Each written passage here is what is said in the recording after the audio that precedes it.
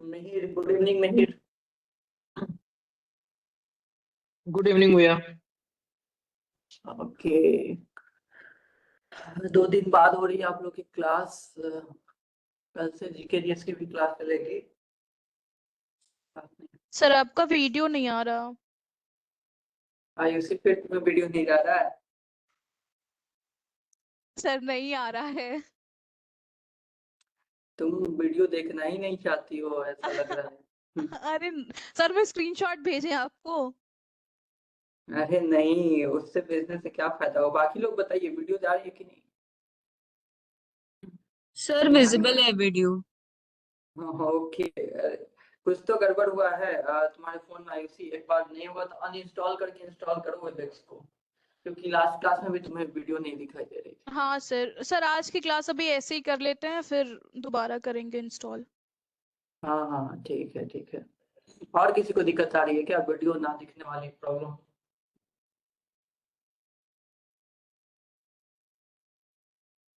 अच्छा, नहीं हो रही है।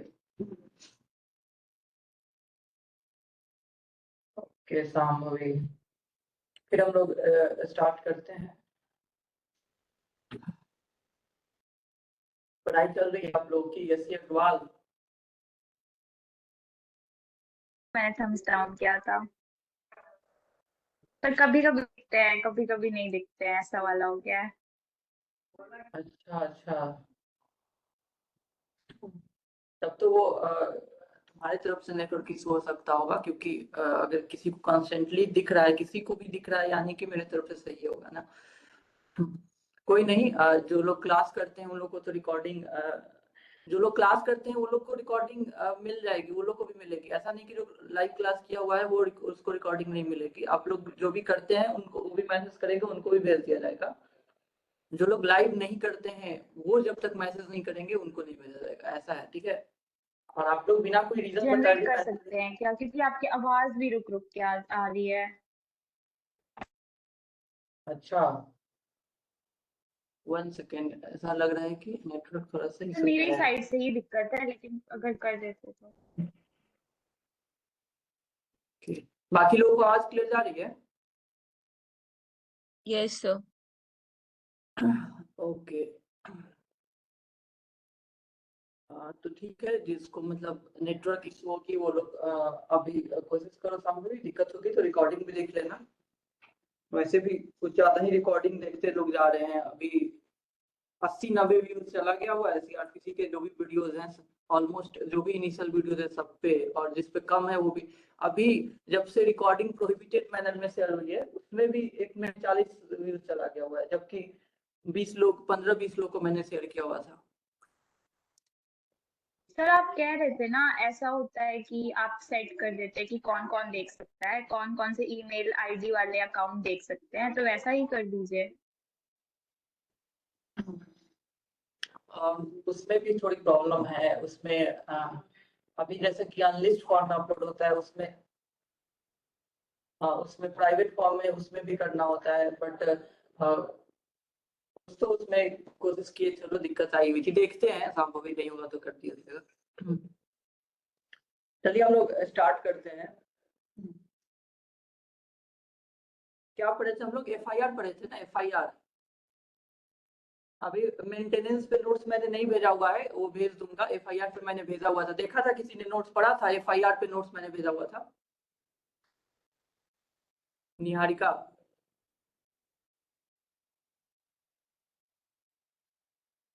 यस सर, रीड किया था। ओके, पढ़ा था तुमने एफआईआर का नोट्स? Yes sir. ओके, कोई प्रॉब्लम आई थी?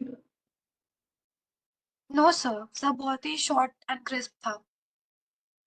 हाँ, तो जो नहीं पढ़े वो भी पढ़ लेंगे। मेंटेनेंस पे मैं भेज दूंगा, कल भेज दूंगा। इधर थोड़ा नहीं, मैं काम कर रहा था तो नहीं बना पाया।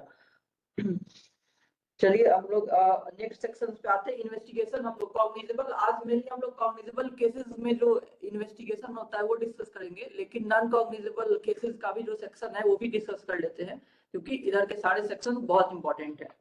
तो 173 हम लोगों ने डिस्कस किया हुआ था, एफआईआर। एफआईआर जो कि 173 था, एफआईआर के बारे में सब कुछ हम लोगों ने डिस्कस कर लिया हुआ था। अब हम आते हैं 174। 174 नॉन कॉग्निजेबल केसेस से रिलेटेड है। नॉन कॉग्निजेबल केसेस, उसमें कैसे इंफॉर्मेशन रिसीव की जाती है पुलिस ऑफिसर के द्वारा और उसमें इन्वेस्टिगेशन कैसे होता है। 174 बहुत ही छोटा सेक्शन है और नॉन कॉग्निजेबल केसेस से रिलेटेड है, तो कुछ कोई कॉम्प्लेक्सिटी नहीं है। आइए इसको पढ़ते हैं। बेयर एक्ट आप लोग निकाल लीजिए 174। इसका सब सेक्शन 1 लिख रहा है, 174 का सब सेक्शन 1। सबसे पहले हेडिंग है information as to non cognizable cases and investigation of such cases.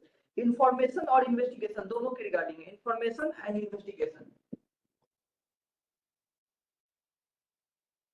हम लोगों ने कॉग्निजेबल केसेस का बस अभी इंफॉर्मेशन ही डिस्कस किया हुआ है। इंफॉर्मेशन कॉग्निजेबल केसेस से रिलेटेड कैसे इंफॉर्मेशन रिसीव की जाती है, इंफॉर्मेशन जो एफआईआर है कैसे दर्ज कराई जाती है और उसको रजिस्टर करने का मैनर क्या है, वो सब दिया हुआ था लेकिन 173 में। और उसका अभी इन्वेस्टिगेशन अभी बाकी है, कॉग्निजेबल केसेस का इन्वेस्टिगेशन। लेकिन नॉन कॉग्निजेबल केसेस से रिलेटेड इंफॉर्मेशन और इन्वेस्टिगेशन कैसे होगा, वो दोनों बातें लिख दी हुई है 174 में। 174 में नॉन कॉग्निजेबल केसेस एग्जाम में पूछी जाती है कि नॉन कॉग्निजेबल केसेस का इन्वेस्टिगेशन कहाँ दिया हुआ है, कॉग्निजेबल केसेस का कहाँ दिया हुआ है। यहाँ पे 174 है, वहां पे क्या था लाइन से 154 के बाद 155 था। सीआरपीसी का सेक्शन 155 था ये वाला। चलिए देखते हैं, लिखा हुआ है। 1 सेकंड, थोड़ा हल्ला हो रहा है, मैं थोड़ा मना कर देता हूँ।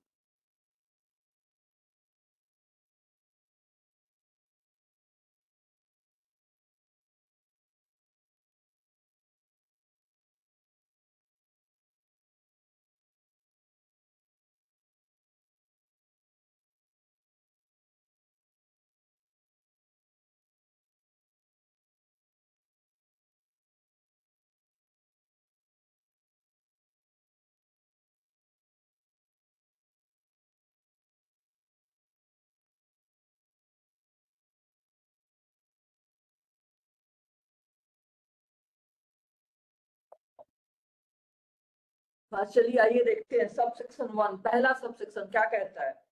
When information is given to an officer in charge of a police station, cognizable cases में किसको इंफॉर्मेशन देनी थी?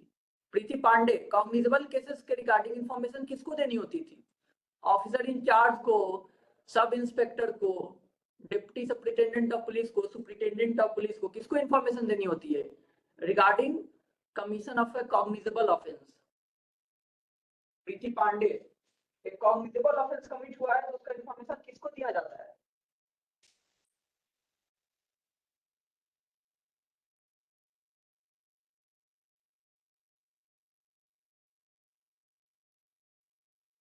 मिहिर, तुम बताओ Mihir.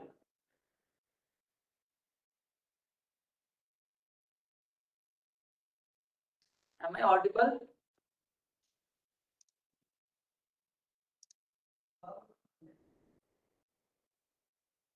Okay, Ayushi. Mihir, can you hear me?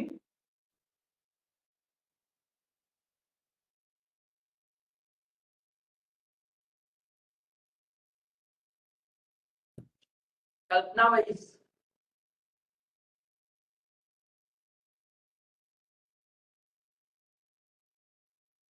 Yes, sir. हाँ, एक कॉग्निजेबल केसेस में अगर मुझे पता चला है कि कोई कॉग्निजेबल केस, हाँ क्या बोला? ऑफिसर इंचार्ज को। जी सर। आपने ऑफिसर इंचार्ज बोला? Yes sir, officer in charge police station. हाँ बिल्कुल सही। ऑफिसर इंचार्ज को इन्फॉर्मेशन दिया जाता है। हमने पढ़ा है लास्ट क्लास एफआईआर वाले में कि ऑफिसर इंचार्ज को इन्फॉर्मेशन दिया जाता है। कोई भी कॉग्निजेबल ऑफेंस कमिट हुई है, चाहे मेरे साथ हुई है किसी के साथ हुई है, informant need not be victim. जरूरी नहीं है कि जो विक्टिम है वही इन्फॉर्मेंट है। इन्फॉर्मेंट कौन होता है? जो इन्फॉर्मेशन रजिस्टर करता है। जो भी इन्फॉर्मेशन रजिस्टर कर रहा है वो इन्फॉर्मेंट है। और जरूरी नहीं है कि वो विक्टिम हो, जरूरी नहीं है कि वो फैमिली मेंबर हो, कोई भी हो सकता है, कोई भी। और किसको किसको देनी है information? Officer in charge of the police station को। तो यहाँ भी यही लिखा हुआ है, नॉन कॉग्निजेबल केस में भी यही लिखा हुआ है, ऑफिसर इन चार्ज। देखिए लिखा हुआ है, when information is given to an officer in charge of a police station of the commission within the limits of such a station of a non-cognizable offense. कैसा offense का? Non-cognizable offense का। He shall non communicable offence मतलब ऐसा offence जिसमें police के पास authority नहीं है कि बिना वारंट का अरेस्ट कर सकता है, पुलिस के पास अथॉरिटी नहीं है कि बिना मजिस्ट्रेट के परमिशन का वो इन्वेस्टिगेशन कर सकता है। He shall enter or cause to be entered the substance of the information in a book to be kept by such officer। सबसे पहले वो क्या करेगा, जो इंफॉर्मेशन मिली है उसको नोट डाउन करेगा या करवाएगा एक बुक में उसको नोट डाउन करेगा या करवाएगा। खुद से भी कर सकता है या किसी को ऑर्डर देगा अपने सबऑर्डिनेट को, जो भी स्टाफ होगा किसमें नोट डाउन करो। एक बुक में इंटर करवाएगा, क्या इंटर करवाना है, वही इंफॉर्मेशन का सबस्टांस मतलब इंफॉर्मेशन का डिटेल जो भी मिला हुआ है उसका डिटेल इंटर करना है। To be kept by such officer in such form as the state government may by rules prescribe in this behalf. और वो उस ऑफिसर द्वारा रखा जाएगा या उस मैनर में रखा जाएगा जो कि स्टेट गवर्नमेंट प्रिस्क्राइब किया रहे। स्टेट गवर्नमेंट ऐसी सारी चीजें कौन प्रिस्क्राइब करता है, स्टेट गवर्नमेंट। बहुत पहले मैंने बताया हुआ है बार बार कि जो भी हम पढ़ेंगे सीआरपीसी में तो 99% चीजें स्टेट गवर्नमेंट ही प्रिस्क्राइब करेगा और डिसाइड करेगा, क्योंकि लॉ एंड ऑर्डर मेंटेन करने का ड्यूटी स्टेट गवर्नमेंट का ही होता है। सेंट्रल गवर्नमेंट जो होगा वो रेयरली मिलेगा।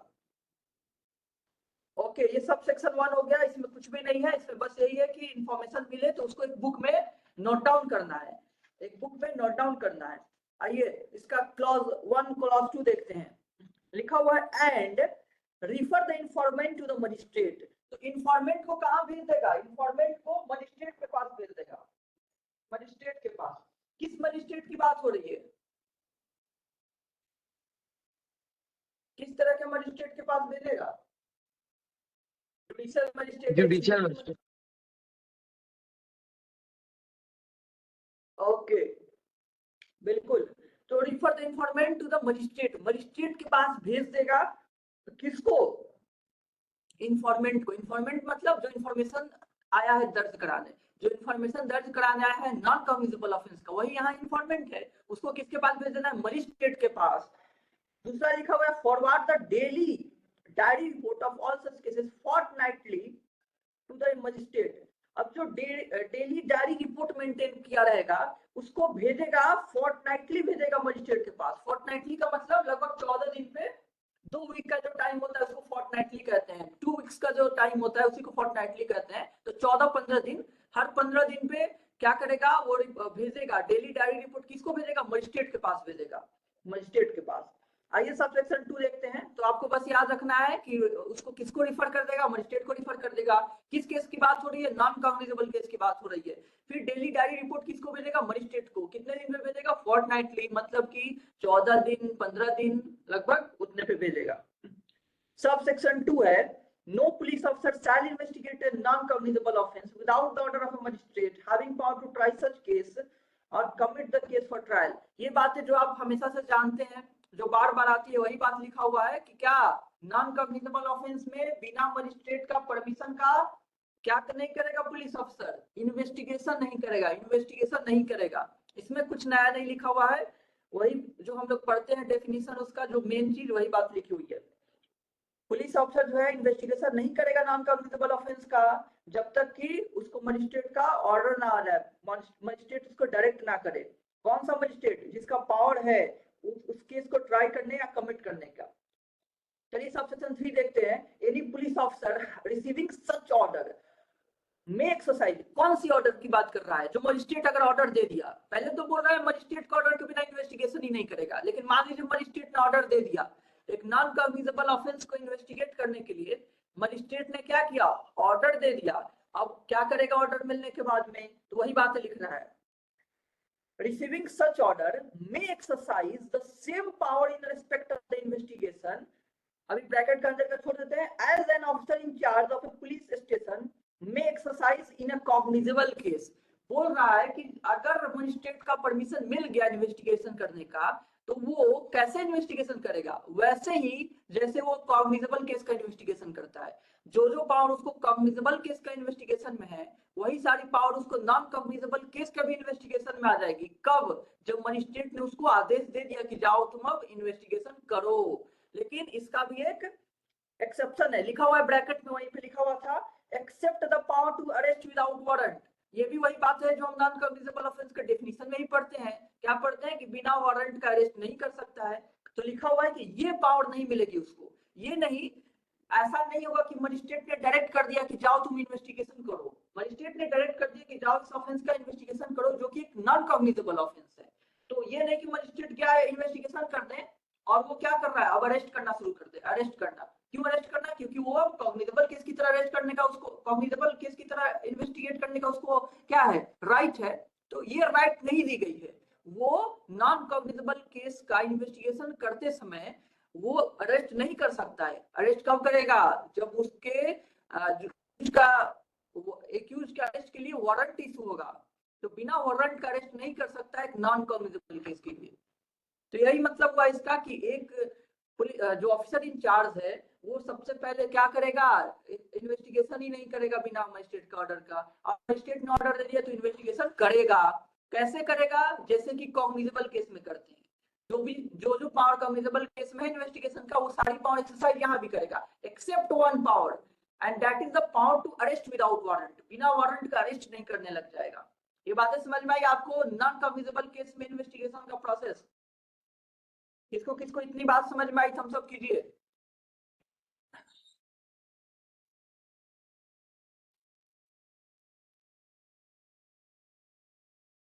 किसी को नहीं समझ में आया? सर ये सौम्या। थर्ड वाला एक बार और बता देते। ओके आयुषी, थर्ड वाला बताऊंगा। और बताइए, और बाकी लोग, सौम्या, यसी, मिहिर, शाश्वत।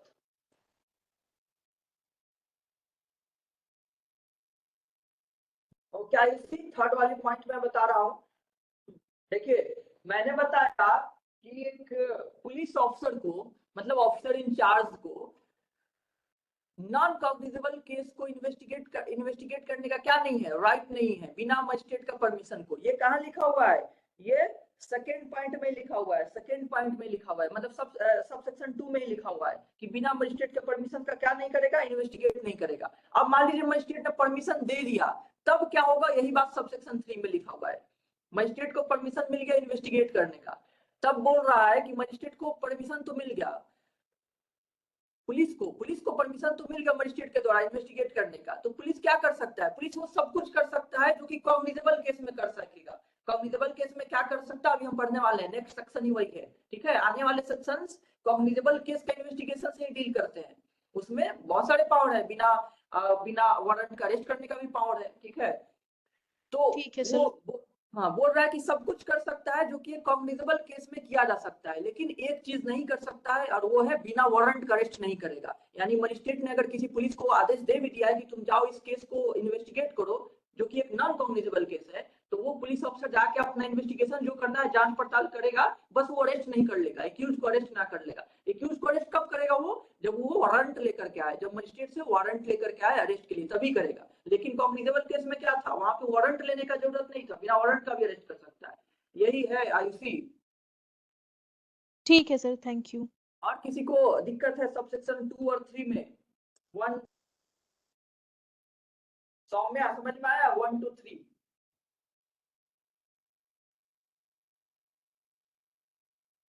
सौम्या, सरिता। जी सर। ओके, चलिए ठीक है। तो सबसेक्शन 4 भी हम लोग देख लेते हैं। सबसेक्शन 4 भी लिखा हुआ है, where a case relates to 2 or more offenses of which, ये सारी बातें मैं बताया हुआ हूँ इंट्रोडक्शन में ही, of which at least one is cognizable, the case shall be deemed to be a cognizable case, notwithstanding that the other offenses are non-cognizable.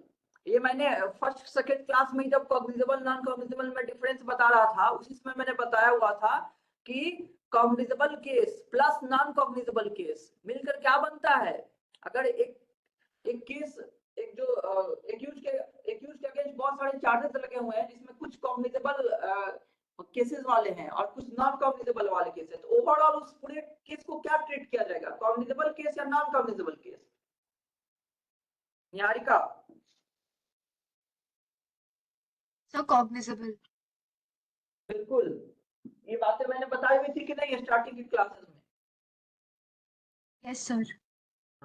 मैंने लिखवा भी दिया था, cognizable plus cognizable, cognizable cognizable cognizable plus non cognizable, वो भी cognizable बनता है। Non cognizable होने के लिए बस नॉन कॉग्निजेबल ऑफेंस होनी चाहिए। अगर 2-3 नॉन कॉग्निजेबल ऑफेंस है तो पूरा का पूरा वो नॉन कॉग्निजेबल केस की तरह ट्रीट किया जाएगा। लेकिन एक भी कॉग्निजेबल ऑफेंस का होना, उस पूरा का पूरा जो ऑफेंस को कलेक्टिवली देखा जाए, अगर साथ में चाहे कितने भी नॉन कॉग्निजेबल हो, तो पूरा का पूरा ऑफेंस क्या बन जाता है, कॉग्निजेबल मानी जाती है। मतलब अगर ट्रायल चल रही है तो कॉग्निजेबल ऑफेंस की ट्रायल चलेगी, ना कि नॉन कॉग्निजेबल की। वही बातें लिखा हुआ है, सिवियर केस रिलेट्स टू 2 और मोर ऑफेंसेस। अगर 2 या 2 से ज्यादा ऑफेंस की बात की गई है, of which at least one is cognizable, यानी कि एक कॉग्निजेबल है, फिर एक नॉन कॉग्निजेबल ऑफेंस है, फिर एक नॉन कॉग्निजेबल ऑफेंस है, पूरा का पूरा केस क्या माना जाएगा, कॉग्निजेबल केस माना जाएगा, कॉग्निजेबल केस माना जाएगा। क्योंकि एटलीस्ट वन कॉग्निजेबल है ना, नॉन कॉग्निजेबल कितने भी हो, एटलीस्ट अगर एक भी कॉग्निजेबल आ गया तो पूरा का पूरा केस कॉग्निजेबल बन जाता है। क्योंकि एक सीरियस ऑफेंस आ गया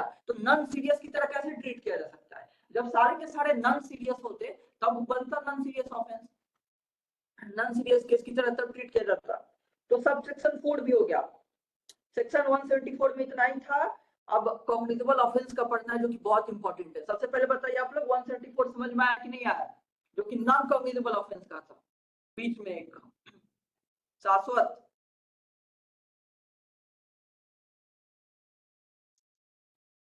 शाश्वत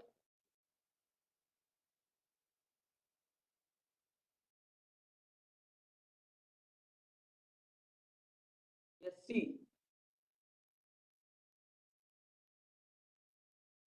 Yes, sir. समझ में आया। नॉन कॉग्निजेबल ऑफेंस में क्या इन्वेस्टिगेशन का प्रोसेस दिया हुआ है, सर थोड़ा समझ आया, मतलब कंप्लीट प्रॉपरली नहीं समझ आया। इसमें कोई प्रोसेस नहीं दिया हुआ है, बस बोल दिया हुआ है कि कॉग्निजेबल की तरह होगा। Okay sir. जैसा कि मैंने बताया कि क्या ऐसा नहीं लिखा हुआ है क्या क्या करना है, लिख दिया हुआ है डायरेक्टली क्या कि कॉग्निजेबल ऑफेंस में जैसा होगा वैसा ही नॉन कॉग्निजेबल में होगा। और कॉग्निजेबल में कैसा होगा, अब पढ़ना है, अब पढ़ना है कॉग्निजेबल में कैसा होगा। एक चीज बस डिफरेंस बताया हुआ था कि कॉग्निजेबल ऑफेंस में जो विदाउट वारंट अरेस्ट करने का पावर है वो पुलिस ऑफिसर की नहीं होगी इन नॉन कॉग्निजेबल ऑफेंस के केस में, ठीक है। Yes sir. ओके, और बाकी चीजें वैसा ही पुलिस इन्वेस्टिगेट करेगा एक नॉन कॉग्निजेबल केस को, जैसे कि कॉग्निजेबल केस को किया जाता है। और लेकिन कब करना है, मजिस्ट्रेट के ऑर्डर के बाद, मजिस्ट्रेट के ऑर्डर के बाद इन्वेस्टिगेट करना है। और वारंट, बिना वारंट अरेस्ट करने का पावर फिर भी नहीं मिलेगी उसे। चलिए आते हैं अब कॉग्निजेबल केस पे, कॉग्निजेबल केस का 175। यहाँ से फिर से इंपॉर्टेंट शुरू हो जाता है कि एग्जाम्स वगैरह में, मेंस वगैरह में तो कॉग्निजेबल केस के ही पूछे जाते हैं।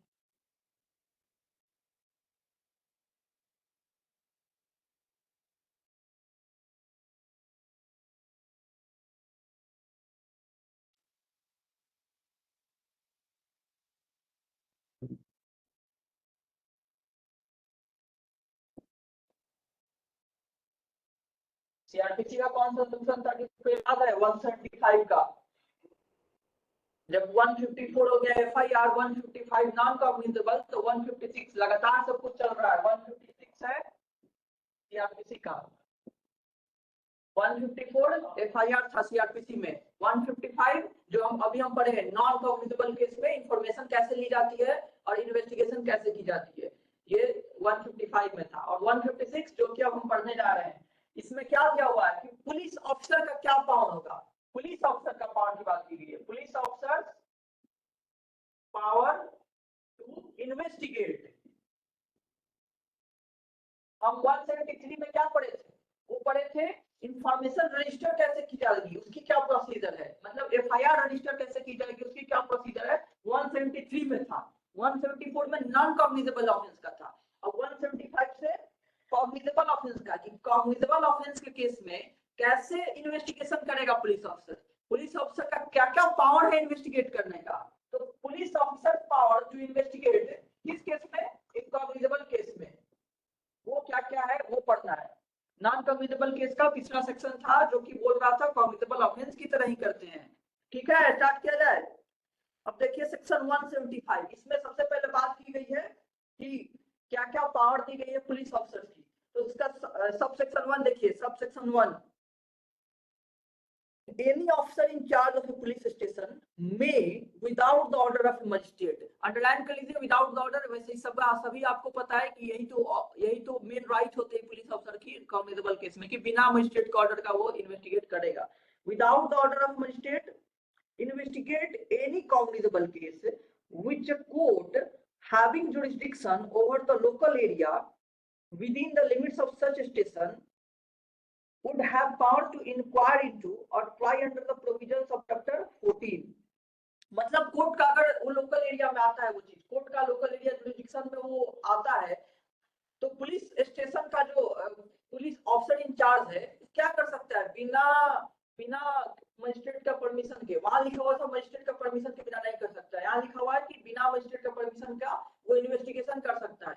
जब कोई ऑफेंस की जानकारी उसको मिलेगी तो वो नहीं जाएगा मजिस्ट्रेट का परमिशन लेने की, हाँ ये ऑफेंस के बारे में पता चला है, मुझे आदेश दिया जाए कि मैं जाकर वहां जांच पड़ताल करना चाहता हूँ, इन्वेस्टिगेट करना चाहता हूँ। बिना परमिशन लिए वो चला जाएगा इन्वेस्टिगेट करने कॉग्निजेबल केस के, अगर कॉग्निजेबल केस के रिगार्डिंग इंफॉर्मेशन है तो, ठीक है। नॉन कॉग्निजेबल केस के रिगार्डिंग इंफॉर्मेशन है तो नहीं जाएगा वो बिना मजिस्ट्रेट के परमिशन का इन्वेस्टिगेशन करने। तो सबसे पहला यही हमें मिला अभी तक डिफरेंस कि अगर कोर्ट के जुरिडिक्शन में एरिया आता है तो वहां का जो पुलिस स्टेशन है उसका जो ऑफिसर इंचार्ज है वो क्या करेगा, वो बिना मजिस्ट्रेट के परमिशन का उस कॉग्निजेबल ऑफेंस को इन्वेस्टिगेट करने का उसको राइट है, पावर है। अब जो भी नहीं हर बार चला ही जाता है, में लिखा हुआ है में, ठीक है, वो देख करके अपना एनालाइज करके कि किस नेचर का ऑफेंस है, जाना चाहिए कि नहीं जाना चाहिए, वो सारी चीजों देख करके वो जा सकता है, उसको राइट है जाने का पुलिस ऑफिसर का। ओके, पुलिस ऑफिसर को हर बार जब कॉग्निजेबल ऑफेंस का जानकारी मिला है तो ये नहीं कि पहुंच ही जाना है, वो जा भी सकता है नहीं भी जा सकता है। ओके, तो में लिखा हुआ है, प्रोवाइजो लिखा हुआ है, provided that considering the nature and the gravity of the offence the superintendent of police may require the deputy superintendent of police to investigate the case। देखिए इसको अंडरलाइन कर लीजिए, बहुत इंपॉर्टेंट लिखा हुआ है। एक तरह का सुपीरियर पुलिस ऑफिसर को इन्वॉल्व किया गया है, सुपीरियर पुलिस ऑफिसर को इन्वॉल्व किया गया है, सुपरिटेंडेंट ऑफ पुलिस को भी और डीएसपी को भी। एसपी और डीएसपी लिखा हुआ है, एसपी और डीएसपी दोनों का ऑप्शन लिख लीजिए, अंडरलाइन कर लीजिए। लिखा हुआ है कि अगर सीरियस नेचर का ऑफेंस है, मतलब नेचर एंड ग्रेविटी को कंसीडर करते हुए का मतलब हो गया, अगर सीरियस नेचर का ऑफेंस है, सीरियस नेचर का ऑफेंस है तो क्या करेगा, एसपी जो है वो डीएसपी को भेज देगा इन्वेस्टिगेट करने के लिए। लिखा हुआ है कि the superintendent of police may require the DSP to investigate the case। then SP जो होगा वो किसको डायरेक्ट करेगा, डायरेक्ट करेगा डीएसपी को, डीएसपी उससे नीचे आता है इन्वेस्टिगेट करने के लिए। कब, जब सीरियस ऑफेंस का केस हो। और किसको लगेगा अगर सीरियस है तो सुपरिटेंडेंट ऑफ पुलिस को लग रहा है। क्यों ऐसा किया जा रहा है, ताकि जितने सीनियर ऑफिसर इन्वेस्टिगेट करने जाएंगे चांसेस रहता है कि उतना इफेक्टिव मैनर में इन्वेस्टिगेशन हो। जो जूनियर पुलिस ऑफिसर्स होते हैं वो जो है उनके कंपैरिजन में जो सीनियर पुलिस ऑफिसर्स होते हैं उनका पावर्स ज्यादा होता है, उनका इन्वेस्टिगेशन, उनका एक्सपीरियंस ज्यादा होता है, वो ज्यादा अच्छे मैनर में इन्वेस्टिगेशन कर सकते हैं। दैट्स व्हाई इस प्रोविजन को इनकॉर्पोरेट किया गया है कि अगर सीरियस नेचर का ऑफेंस है, ग्रेविटी को नेचर को देखते हुए सुपरिटेंडेंट ऑफ पुलिस डायरेक्ट कर सकता है डिप्टी सुपरिटेंडेंट ऑफ पुलिस को, डीएसपी को, कि आप जाके इन्वेस्टिगेट कीजिए। कौन, किसके बजाय, ऑफिसर इंचार्ज के बजाय, इंस्पेक्टर, सब इंस्पेक्टर, इनके बजाय, ऑफिसर इंचार्ज के बजाय कौन जाए, आप खुद डीएसपी साहब चले जाए इन्वेस्टिगेट करने के लिए। तो ये लाया गया है, इसको आप लोग याद रखेंगे कि एसपी डायरेक्ट कर सकता है डीएसपी को इन्वेस्टिगेट करने के लिए सीरियस ऑफेंस के केस में। और ये लिखा नहीं हुआ है कि किस का पर्टिकुलर ऑफेंस को सीरियस नेचर एंड ग्रेविटी को कंसीडर करते हुए, मतलब एसपी साहब को लग रहा है कि ऑफेंस उस नेचर का है कि हमें इनको भेजना चाहिए, खुद डीएसपी को भेजना चाहिए, तो वो भेज सकते हैं। सब सेक्शन 2 लिखा हुआ है, देखिए सब सेक्शन 2 जो है वो भी इंपॉर्टेंट है। एक तरह का जो पुलिस का जो पावर है, पुलिस का जो इन्वेस्टिगेशन का राइट है, उसको चैलेंज करने पे बार लगाया हुआ है, उसको हम चैलेंज नहीं कर सकते हैं। सब सेक्शन 2, ये सब सेक्शन 1 था, section 2 deals with bar on challenging police officers decision to investigate। Police officer जब डिसीजन ले लेता है इन्वेस्टिगेट करने के लिए तो उसके डिसीजन को चैलेंज ना किया जाए, उसके डिसीजन को चैलेंज ना किया जाए, इसी के रिगार्डिंग एक सब सेक्शन बना दिया गया है। क्यों बनाया गया है ये मैं बताता हूँ। सबसे पहले देख लेते हैं सेक्शन क्या लिखा हुआ है। लिखा हुआ है कि no proceeding of a police officer in any such case. In any such case का क्या मतलब? सच का मतलब कौन सा केस की बात कर रहा है? जल्दी से कोई बताए। सच केस का मतलब what type of case? Niharika बताओ। Sir cognizable offence. बिल्कुल बिल्कुल, क्योंकि वही तो पढ़ रहे हैं हम ना, कॉग्निजेबल ऑफेंस का ही तो इन्वेस्टिगेशन हम पढ़ रहे हैं, उसी की बात कर रहा है ना, नॉन कॉग्निजेबल की तो बात नहीं कर रहा है, वो हमने पिछले सेक्शन में पढ़ लिया हुआ है, पिछले सेक्शन में। तो कॉग्निजेबल केस में क्या होगा वो बातें कर रहा है। No proceeding of a police officer in such case, मतलब कॉग्निजेबल ऑफेंस के केस में जो पुलिस ऑफिसर ने प्रोसीडिंग किया है उसको क्या नहीं किया जाएगा?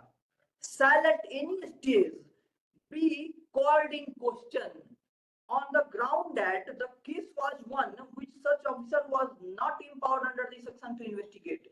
कह रहा है कि पुलिस ने प्रोसीडिंग स्टार्ट कर दिया, मान लीजिए इन्वेस्टिगेशन कर लिया, फिर कह रहा है कि इस डिसीजन को, पुलिस ऑफिसर का जो ये डिसीजन था इन्वेस्टिगेट करने का, इसको इस पे सवाल नहीं उठाया जाएगा, इसको इशू नहीं बनाया जाएगा आगे जाकर के कभी भी, इस ग्राउंड पे कि पुलिस ऑफिसर का तो ये पावर नहीं था इन्वेस्टिगेट करने का। लिखा हुआ है क्लियरली कि कॉग्निजेबल केस में उसका पावर है इन्वेस्टिगेट करने के लिए, और अगर उसके पास सफिशिएंट इंफॉर्मेशन है which disclose the commission of a cognizable offence, then he has all the power to investigate. बाद में ये नहीं क्वेश्चन राइज किया जाएगा कि why the police officer has started the investigation, why he has not consulted the magistrate, क्यों नहीं consult किया, उसने इन्वेस्टिगेशन कैसे स्टार्ट कर दिया, ये सब क्वेश्चन नहीं राइज किया जाएगा, क्योंकि कॉग्निजेबल ऑफेंस हुआ था, उसको जानकारी थी जो कि एक रीजनेबल थी, एंड आफ्टर दैट उसने इन्वेस्टिगेशन किया हुआ है, और वो इन्वेस्टिगेशन उसको उस चीज को कॉग्निजेबल समझ के किया, इस चीज को क्वेश्चन नहीं किया जाएगा, क्योंकि कॉग्निजेबल ऑफेंस, अगर कोई ऑफेंस कॉग्निजेबल है ही नहीं, प्राइमा फेसाई वो लग ही नहीं रहा है कॉग्निजेबल, इस चीज को क्वेश्चन किया जा सकता है क्योंकि वो इन्वेस्टिगेशन क्यों कर रहा है नॉन कॉग्निजेबल ऑफेंस के लिए। लेकिन if the information was sufficient to disclose the cognizable offence और वो प्रोसीड किया है तो उसको क्वेश्चन नहीं किया जाएगा।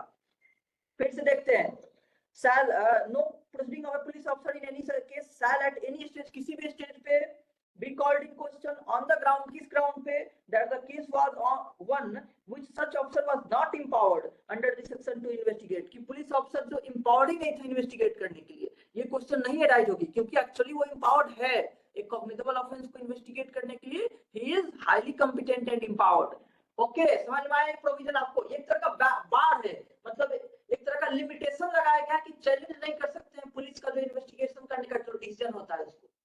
ठीक है, किसको बात समझ में आई? सब सेक्शन 2 एग्जाम में पूछता है कि कहां दिया हुआ है limitations on the challenge of the police officers power of the investigation. Ayushi Mishra yes sir.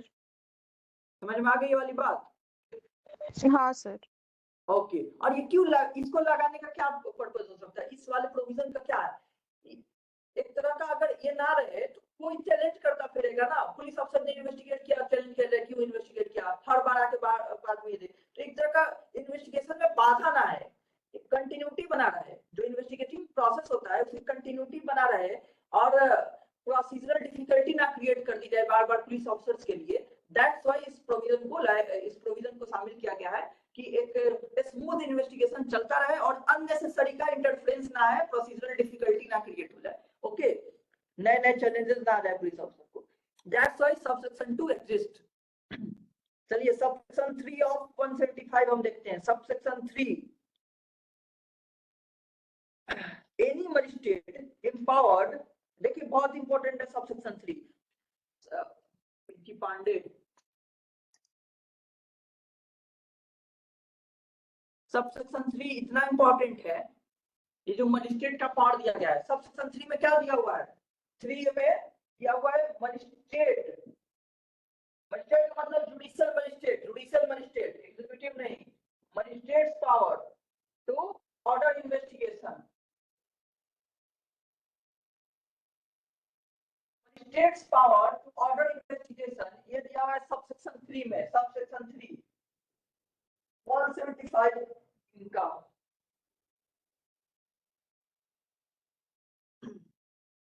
और ये इतना इंपॉर्टेंट है कि अनगिनत बारी से क्वेश्चन आए हुए हैं।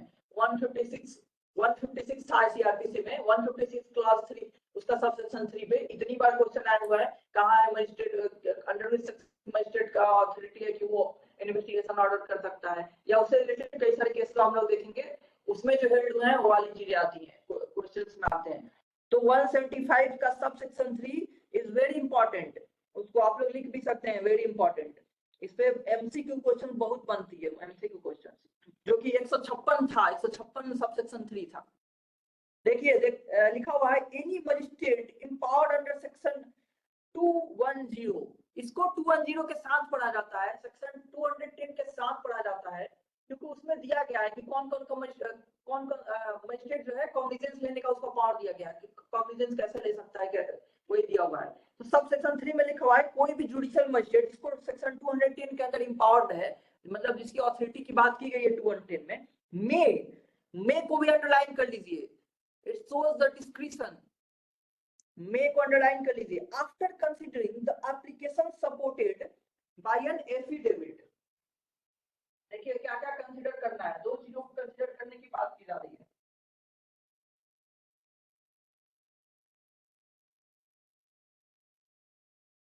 हम लोग सबसेक्शन 3 लेते हैं।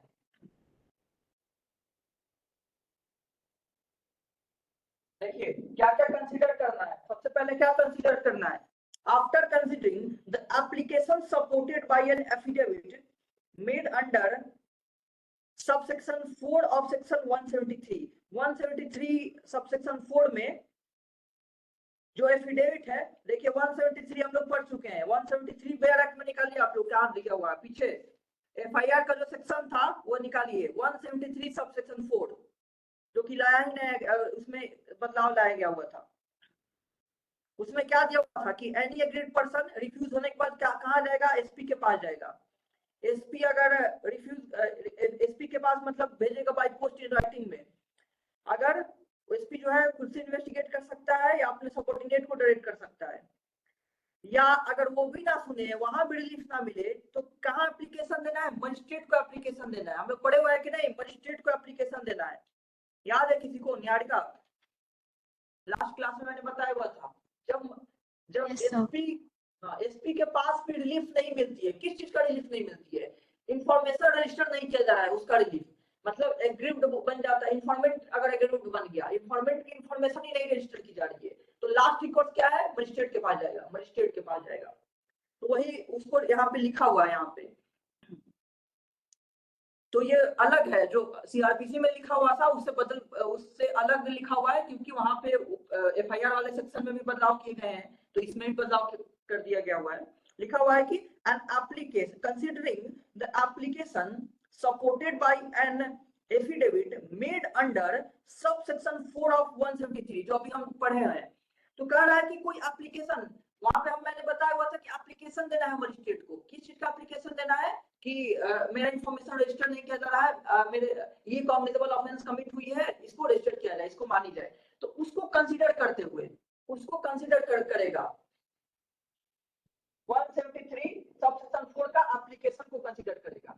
लेकिन उसके साथ क्या दिया हुआ है, एफिडेविट के supported by an affidavit, affidavit जो है वो बार बार ओथ दिलवाई जाती है एफिडेविट पे, क्योंकि अगर उसमें कोई गलत ओथ लेता है तो इटसेल्फ एक पनिशेबल ऑफेंस बन जाता है, दैट्स व्हाई हर जगह एफिडेविट आ जाती है, सिविल केसेस में भी हर जगह देखते हैं एफिडेविट का बहुत यूज होता है, वो दिलवाई जाती है, ताकि लगे कि हाँ कि जो इन्फॉर्मेशन पर्सन दे रहा है वो ऑथेंटिक है, एक तरह का गलत बातें तो लिखी जा सकती हैं और एफिडेविट बनाई जाती है, इंस्टेंट कोई चेक नहीं होता है, लेकिन जस्ट इस पर्पज के लिए कि आगे चल के पता चले कि इन्फॉर्मेशन गलत थी, इस पर्सन ने गलत ओथ ले लिया हुआ है, तो उसके अगेंस्ट कार्रवाई हो सकती है, ठीक है।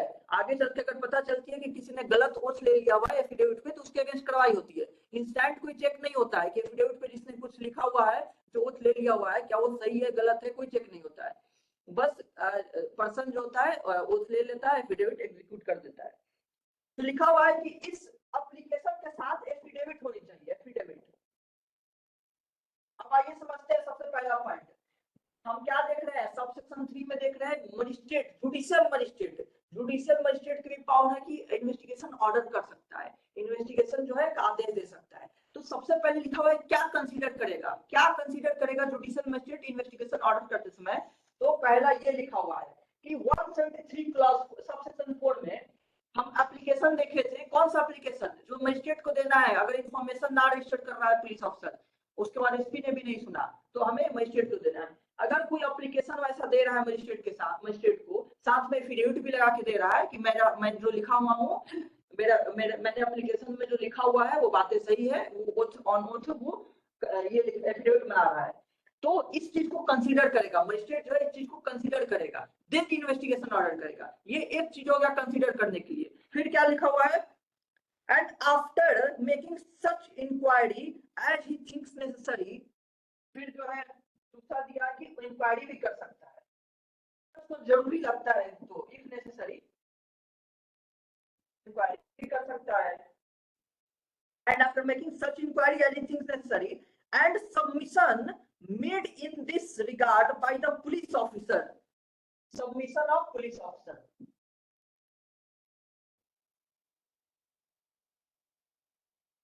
ध्यान से इसको देखेगा क्योंकि आने वाले प्री एग्जाम्स में इस पे क्वेश्चंस बनाए जाएंगे।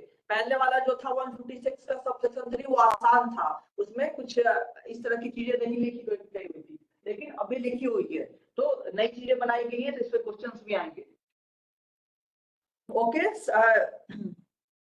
and it is necessary and submission made in this regard by the police officer orders such an investigation as above mentioned, तो देखिए अब ये तीन चीज कंसीडर करते हुए मजिस्ट्रेट इन्वेस्टिगेशन ऑर्डर कर सकता है। कैसे करेगा, जैसे ऊपर दिया हुआ प्रोसीजर, ऊपर जो दिया हुआ था सब सेक्शन में प्रोसीजर, वैसे इन्वेस्टिगेशन को ऑर्डर करेगा। तो इसमें इंपॉर्टेंट बात क्या है सब सेक्शन 3 के लिए, पहले तो सब सेक्शन 3 में दिया क्या हुआ है, तो दिया हुआ है मजिस्ट्रेट का पावर, जुडिशियल मजिस्ट्रेट का पावर इन्वेस्टिगेशन ऑर्डर करने का। Okay, sub section 3 deals with the power of judicial magistrate to order investigation in case of if any offence committed, उसकी इन्फॉर्मेशन उसको जैसे भी मिली हो। अभी हम पढ़ेंगे जब कॉग्निजेंस का, तो वहां पे पढ़ेंगे कैसे कैसे इसको इन्फॉर्मेशन मिल सकती है, वो आगे पढ़ना है। कॉग्निजेंस ऑफ ऑफेंस कैसे होती है जुडिशियल मजिस्ट्रेट के द्वारा, वो आगे पढ़नी है।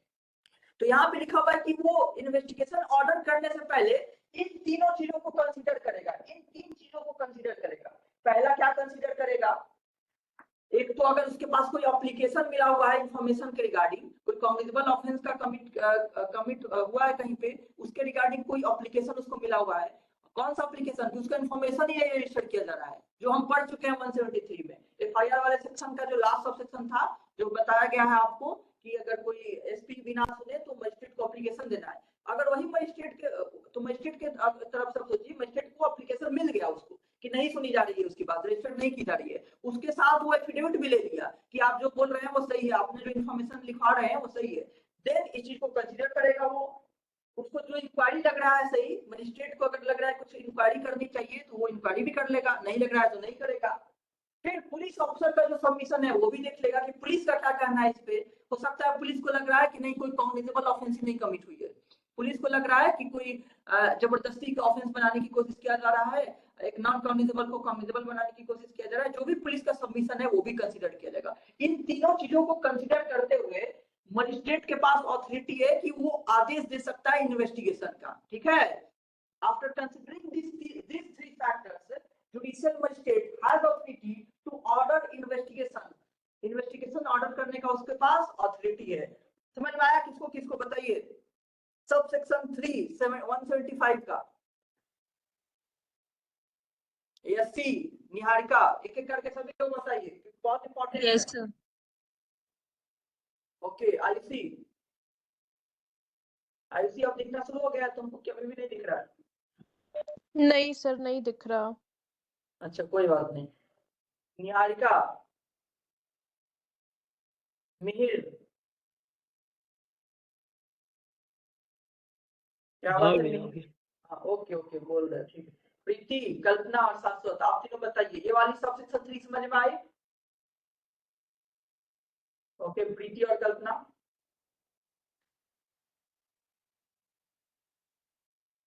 प्रीति पांडे, आप बस ज्वाइन हो गई हैं क्या?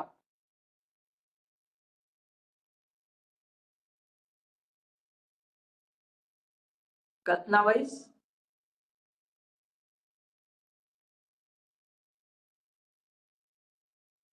कल्पना,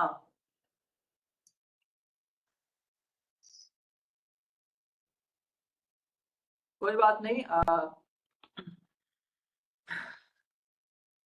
आई होप आप सभी को ये समझ में आया हो। सबसेक्शन 3 जो कि बहुत इंपॉर्टेंट है, ये सारे सबसेक्शन इंपॉर्टेंट है। चलिए हम अब बढ़ते हैं सबसेक्शन 4 जो कि नया है। सबसेक्शन 4 पूरा नया है, था ही नहीं। 156 क्लॉज सबसेक्शन 3 तक ही था।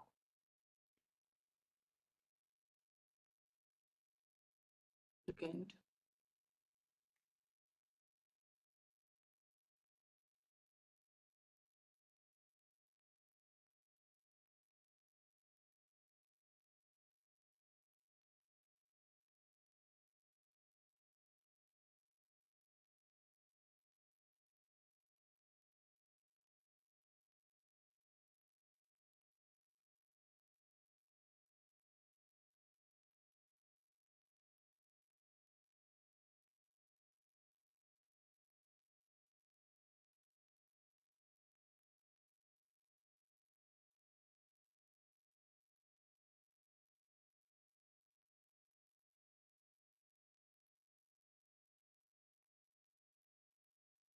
मैं और निहारिका कंफर्म कर लो एक बार।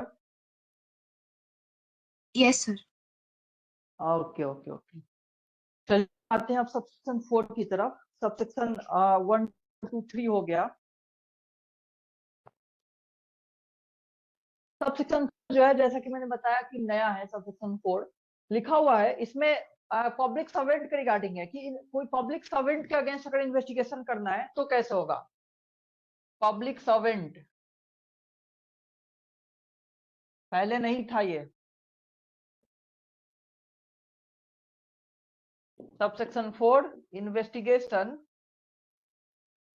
अगेंस्ट पब्लिक सर्वेंट है।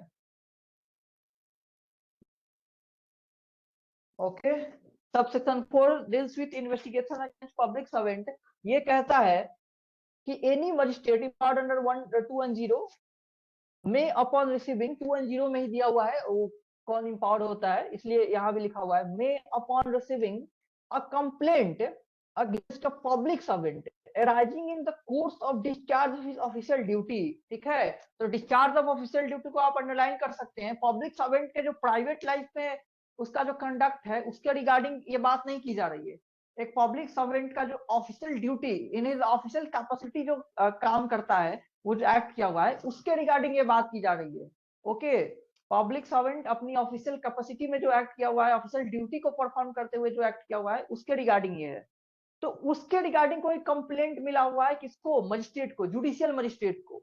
तो मजिस्ट्रेट जो है अगर इसको इंफॉर्मेशन मिला है, कंप्लेंट मिला हुआ है किसी पब्लिक सर्वेंट के अगेंस्ट में जो कि उसके ऑफिशियल ड्यूटी डिस्चार्ज करते समय राइज हुई है, तो वो इन्वेस्टिगेशन ऑर्डर कर सकता है, लेकिन कंडीशन इंपोज की गई है। इन्वेस्टिगेशन ऑर्डर तो कर सकता है लेकिन इस पे कंडीशन इंपोज की गई है। 2 कंडीशन इंपोज की गई है। सब क्लॉज ए में क्या लिखा हुआ है, पहला condition receiving a report containing facts and circumstances of the incident from the officer superior to him। यानी कि एक रिपोर्ट वो रिसीव करेगा, मजिस्ट्रेट रिसीव करेगा रिपोर्ट। मजिस्ट्रेट को एक रिपोर्ट मिलेगा जो कि किस उस इंसिडेंट के रिगार्डिंग होगा, जो भी एलिगेशन लगा हुआ है इस पब्लिक सर्वेंट का, उसके रिगार्डिंग रिपोर्ट मिलेगी मजिस्ट्रेट को। किसके द्वारा रिपोर्ट बनाई जाएगी, ऑफिसर सुपीरियर टू हिम, जो कि एक्यूज पब्लिक सर्वेंट है उसके सुपीरियर ऑफिसर के द्वारा। जो कि एक्यूज पब्लिक सर्वेंट है उसकी किसी सुपीरियर ऑफिसर, उसके ऊपर के रैंक वाले किसी ऑफिसर के द्वारा एक रिपोर्ट बनाई जाएगी जो कि भेजी जाएगी किसको, जुडिशियल मजिस्ट्रेट को। वो चीज कंसीडर करते हुए उसको इन्वेस्टिगेशन आदेश देना है। सब्जेक्ट टू लिखा हुआ है, मतलब कि the above provision is subject to this two sub clauses. Okay, यानी कि इन 2 सब क्लॉजेज को ध्यान में रखते हुए उसको इन्वेस्टिगेशन ऑर्डर करना है। तो पहला क्या चीज हो गया जिसको ध्यान में रखना है, पहला चीज उसको ध्यान में रखना है उस रिपोर्ट को जो कि भेजा कौन है, उस पब्लिक सर्वेंट का, एक्यूज पब्लिक सर्वेंट का सुपीरियर ऑफिसर भेजा है। किसको भेजा है, जुडिशियल मजिस्ट्रेट को। जुडिशियल मजिस्ट्रेट उसको कंसीडर करेगा कि क्या कहना है सुपीरियर पुलिस ऑफिसर का इस मैटर पे। ठीक है, सब क्लॉज बी क्या लिखा हुआ है, after considering the assertions made by the public servant as to the situation that led to the incident so alleged। अब पब्लिक सर्वेंट की भी बात सुन ली जाएगी कि उनका क्या कहना है इस पूरे मैटर पे। पब्लिक सर्वेंट का क्या कहना है कि क्यों ये पर्टिकुलर एलिगेशन लग रहा है, वो पर्टिकुलर इंसिडेंट हुई है उसके कमीशन के पीछे क्या कारण है, ये जो भी पॉइंट ऑफ व्यू है उस पब्लिक सर्वेंट का, उसको भी कंसिडर किया जाएगा। ये दोनों चीजों को कंसिडर करते हुए जुडिशियल मजिस्ट्रेट क्या करेगा, इन्वेस्टिगेशन ऑर्डर कर सकता है। तो मैं सब सेक्शन 4 को समराइज कर रहा हूँ, जो कि बिल्कुल भी आसान है, इसमें कुछ नहीं है। लिखा हुआ है कि अगर पब्लिक सर्वेंट के अगेंस्ट में इन्वेस्टिगेशन ऑर्डर करना है, उसके रिगार्डिंग ये सेक्शन सब सेक्शन है, पब्लिक सर्वेंट के अगेंस्ट इन्वेस्टिगेशन ऑर्डर करना है। तो कह रहा है कि अगर कोई पब्लिक सर्वेंट ऑफिशियल ड्यूटी में कोई काम किया हुआ है, ऑफिशियल ड्यूटी में अपने घर परिवार से रिलेटेड मैटर नहीं है, उसके प्राइवेट लाइफ से रिलेटेड नहीं है, या उसने अपने पर्सनल कैपेसिटी में कोई ऑफेंस किया है उससे भी रिलेटेड नहीं है, उसने अपने ऑफिशियल कैपेसिटी में कुछ एक्ट किया है उसके रिगार्डिंग एलिगेशन है, देन क्या है, मजिस्ट्रेट आदेश दे सकता है इन्वेस्टिगेशन का। अगर मजिस्ट्रेट को कंप्लेन आई है तो वो इन्वेस्टिगेशन का आदेश दे सकता है after considering only two things. पहला क्या हो गया, एक रिपोर्ट को कंसीडर करेगा which has been submitted by a superior officer to the accused public servant. Accused public servant का जो कोई सुपीरियर ऑफिसर है उसके बनाए गए रिपोर्ट को कंसीडर करेगा। एंड सेकंड क्या कंसीडर करेगा, उन्हीं के बात को, उसी एक्यूज्ड पब्लिक सर्वेंट का जो बात है उसको भी सुनी जाएगी। इन दोनों चीजों को कंसीडर करते हुए आदेश देगा इन्वेस्टिगेशन का। Is it okay to everyone? Ayushi बताओ। Yes sir. ओके अच्छा, फिर ये भी क्यों आई गई, इसका क्या कारण है? इसके लाने के पीछे भी सिंपल सा रीजन है कि पब्लिक सर्वेंट को एक तरह से एक्स्ट्रा प्रोटेक्शन दे रहा है ना, कि पब्लिक सर्वेंट के रिगार्ड अगर कोई आई हुई है, मिल रही है, कंप्लेंट आ रही है, तो उस पे थोड़ा सा एनालाइज किया जाएगा कि सुपीरियर ऑफिसर का क्या कहना है, उनका क्या कहना है, देन आगे बढ़ना है, ठीक है, देन मजिस्ट्रेट को आदेश देना है इन्वेस्टिगेशन का। एक तरह से लिमिटेशन लगाई गई है ताकि जो फ्रिवलस कंप्लेंट्स होते हैं परेशान करने के लिए किसी पब्लिक सर्वेंट के अगेंस्ट में, तो फ्रिवलस जो कंप्लेंट है उसको थोड़ा सा हटा दिया जाए, उसको ना कंसीडर किया जाए, एक तरह से फिल्टर कर दिया जा रहा है कि एक दो राउंड का एक्स्ट्रा फिल्टर लगा दिया गया है कि मजिस्ट्रेट जो है कंसीडर करके इन दो चीजों को कंसीडर करके देन आदेश देगा इन्वेस्टिगेशन के लिए, ना कि डायरेक्ट आदेश दे देगा। चलिए हम 176 भी डिस्कस कर ले रहे हैं, फिर हम लोग केस लॉज देखेंगे। 175 हो गया सारा सब सेक्शन। अब बताइए आप लोग एक बार 1 मिनट के अंदर में जल्दी से इस सब सेक्शन को सॉरी पूरे सेक्शन को रीड कीजिए 175, और देखिए कोई दिक्कत है क्या, बहुत इंपॉर्टेंट है सेक्शन 175, जो कि नॉन सॉरी कॉग्निजेबल केस में इन्वेस्टिगेशन की बात कर रहा है। पुलिस ऑफिसर की, पुलिस ऑफिसर का जो राइट है, पावर है।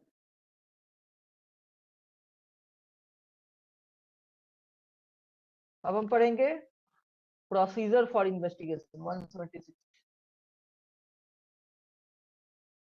मिहिर कोई प्रॉब्लम? मिहिर नहीं भैया ठीक है।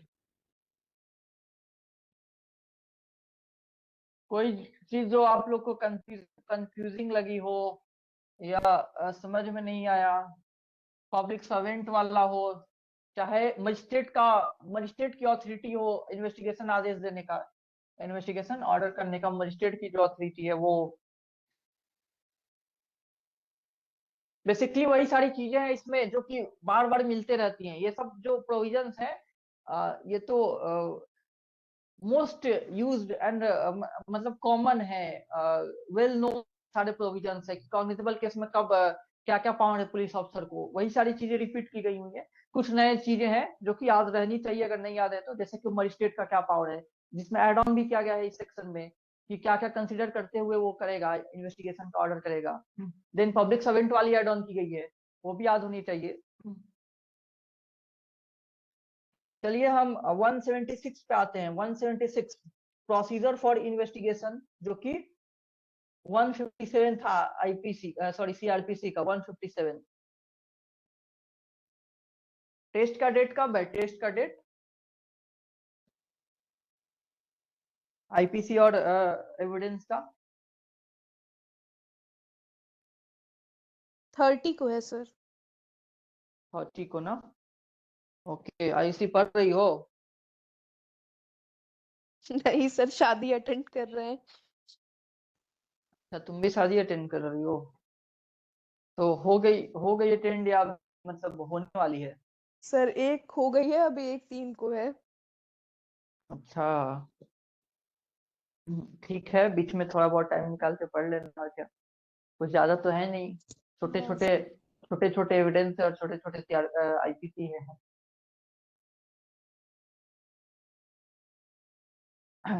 चलो 157 हम लोग, वैसा भी शादियों का सीजन ही चल रहा है, बहुत शादियां हो रही हैं। हाँ सर।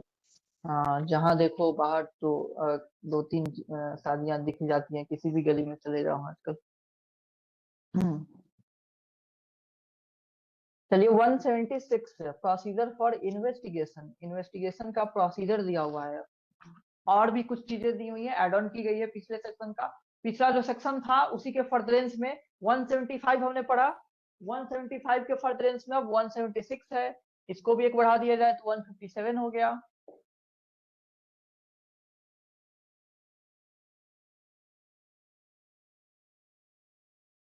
पिछले सेक्शन के ही फर्दरेंस में है, इसमें कॉग्निजेबल केस में इन्वेस्टिगेशन को और उसमें क्या होगा प्रोसेस, उसको डिटेल में बताया गया हुआ है 176 में। इसका सब सेक्शन 1 देखते हैं, सब सेक्शन 1, ये भी बहुत आसान सा सेक्शन है।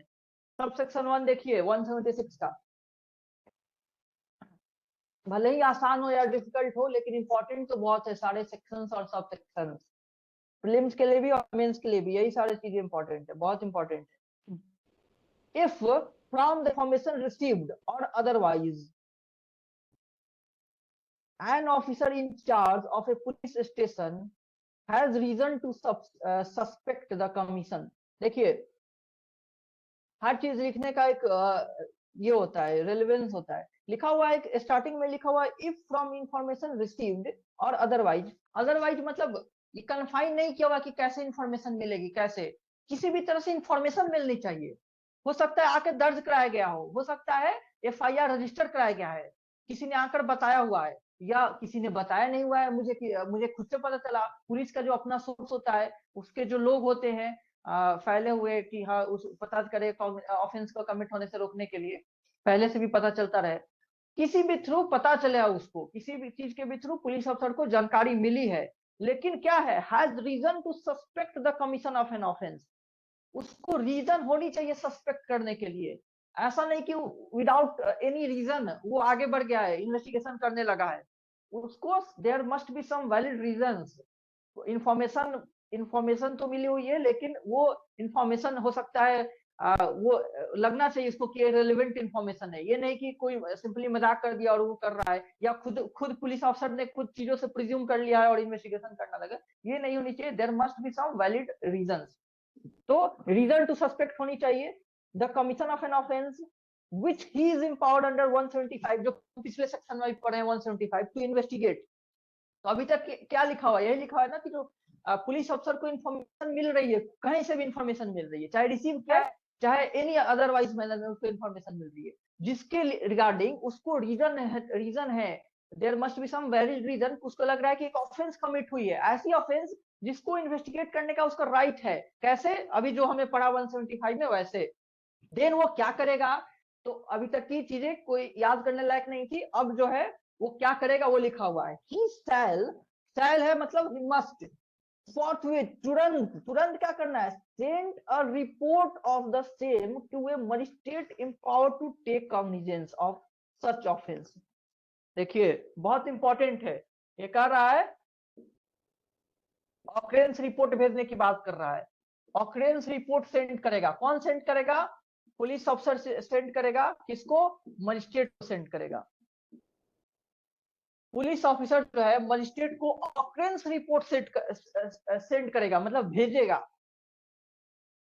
देखिए सबसे पहले तो ये ऑकरेंस रिपोर्ट क्या होता है, ऑकरेंस रिपोर्ट मतलब कि एक कोई ऑफेंस कमिट हुई है, कोई ऑफेंस ऑकर हुई है, उसका जो हमें इंफॉर्मेशन मिल रहा है वही हम भेज रहे हैं किसको, जुडिशियल मजिस्ट्रेट को।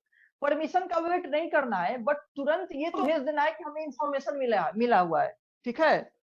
कॉग्निजेबल ऑफेंस है, हम सब जानते हैं कि परमिशन का वेट नहीं करना मजिस्ट्रेट का, जुडिशियल मजिस्ट्रेट का परमिशन नहीं लेना है आपको इन्वेस्टिगेट करने के लिए, बट आपको इंफॉर्मेशन मिली है सम रीजनेबल और आपको लग रहा है कि कॉग्निजेबल ऑफेंस कमिट हुई है, देन आपको तुरंत क्या करना है, तुरंत आप उस इंफॉर्मेशन को फॉरवर्ड कर दीजिए मजिस्ट्रेट के पास, फॉरवर्ड कर दीजिए, भेज दीजिए, और आप बढ़ जाइए इन्वेस्टिगेशन करने के लिए।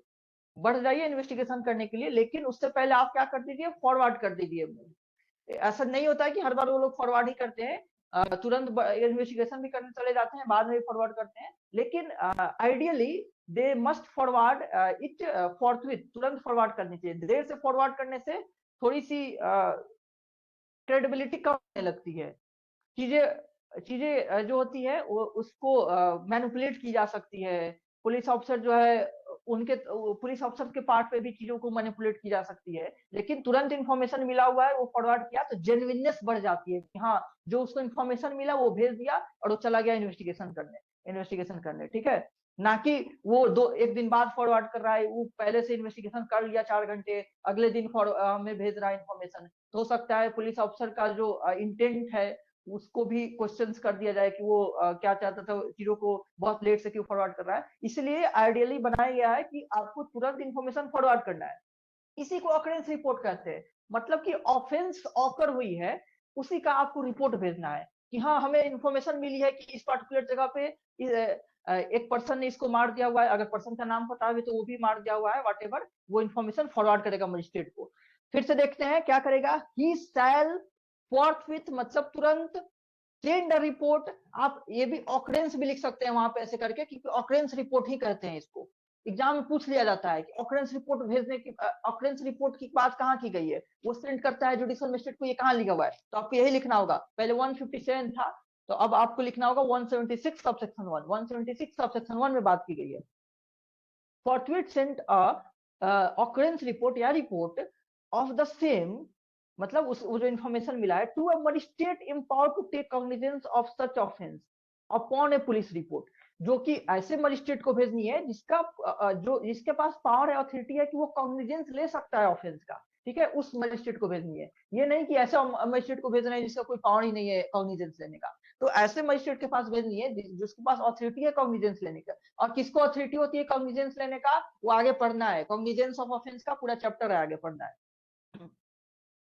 तो cognizance of such offence upon a police report and shall, देखिए अब यहाँ से फिर नई बात शुरू हो गई। अभी तक वाले में इतनी ही बात याद रखनी है कि इंफॉर्मेशन पुलिस को मिली हुई है एक कॉग्निजेबल ऑफेंस कमिट होने का, तो वो क्या करेगा, तुरंत उसका जो रिपोर्ट है, ये इंफॉर्मेशन का ही रिपोर्ट बना करके, जिसको ऑकरेंस रिपोर्ट कहते हैं, वो जुडिशियल मजिस्ट्रेट को फॉरवर्ड कर देगा, भेज देगा।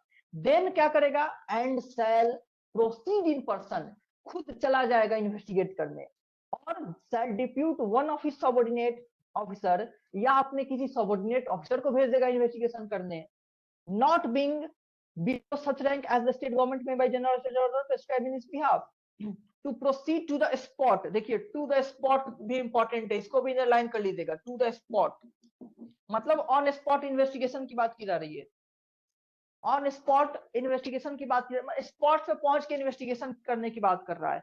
अब कह रहा है कि अब वो क्या करेगा, पुलिस ऑफिसर सबसे पहले उसको क्या करना है, भेज देना है, तुरंत आया इन्फॉर्मेशन उसको, किसको, कॉग्निजेबल ऑफेंस का, किसको फॉरवर्ड कर दिया, जुडिशियल मजिस्ट्रेट को।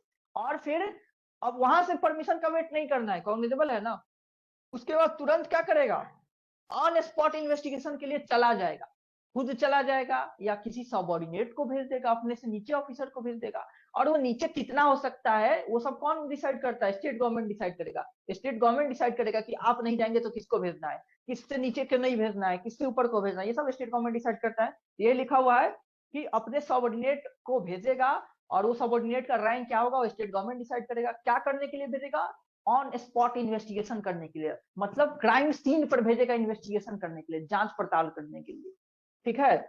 To investigate facts and circumstances of the case and if necessary to take measures for the discovery and arrest of the offender, और अगर जरूरत पड़े, क्योंकि कॉग्निजेबल ऑफेंस है, तो अगर जरूरत पड़े तो क्या कर सकता है, अरेस्ट कर सकता है ऑफेंडर को, या take measures for the discovery and arrest, offender को खोजने के लिए, ढूंढने के लिए, या उसको अरेस्ट करने के लिए भी स्टेप्स लेना पड़े तो वो भी ले सकता है, ठीक है।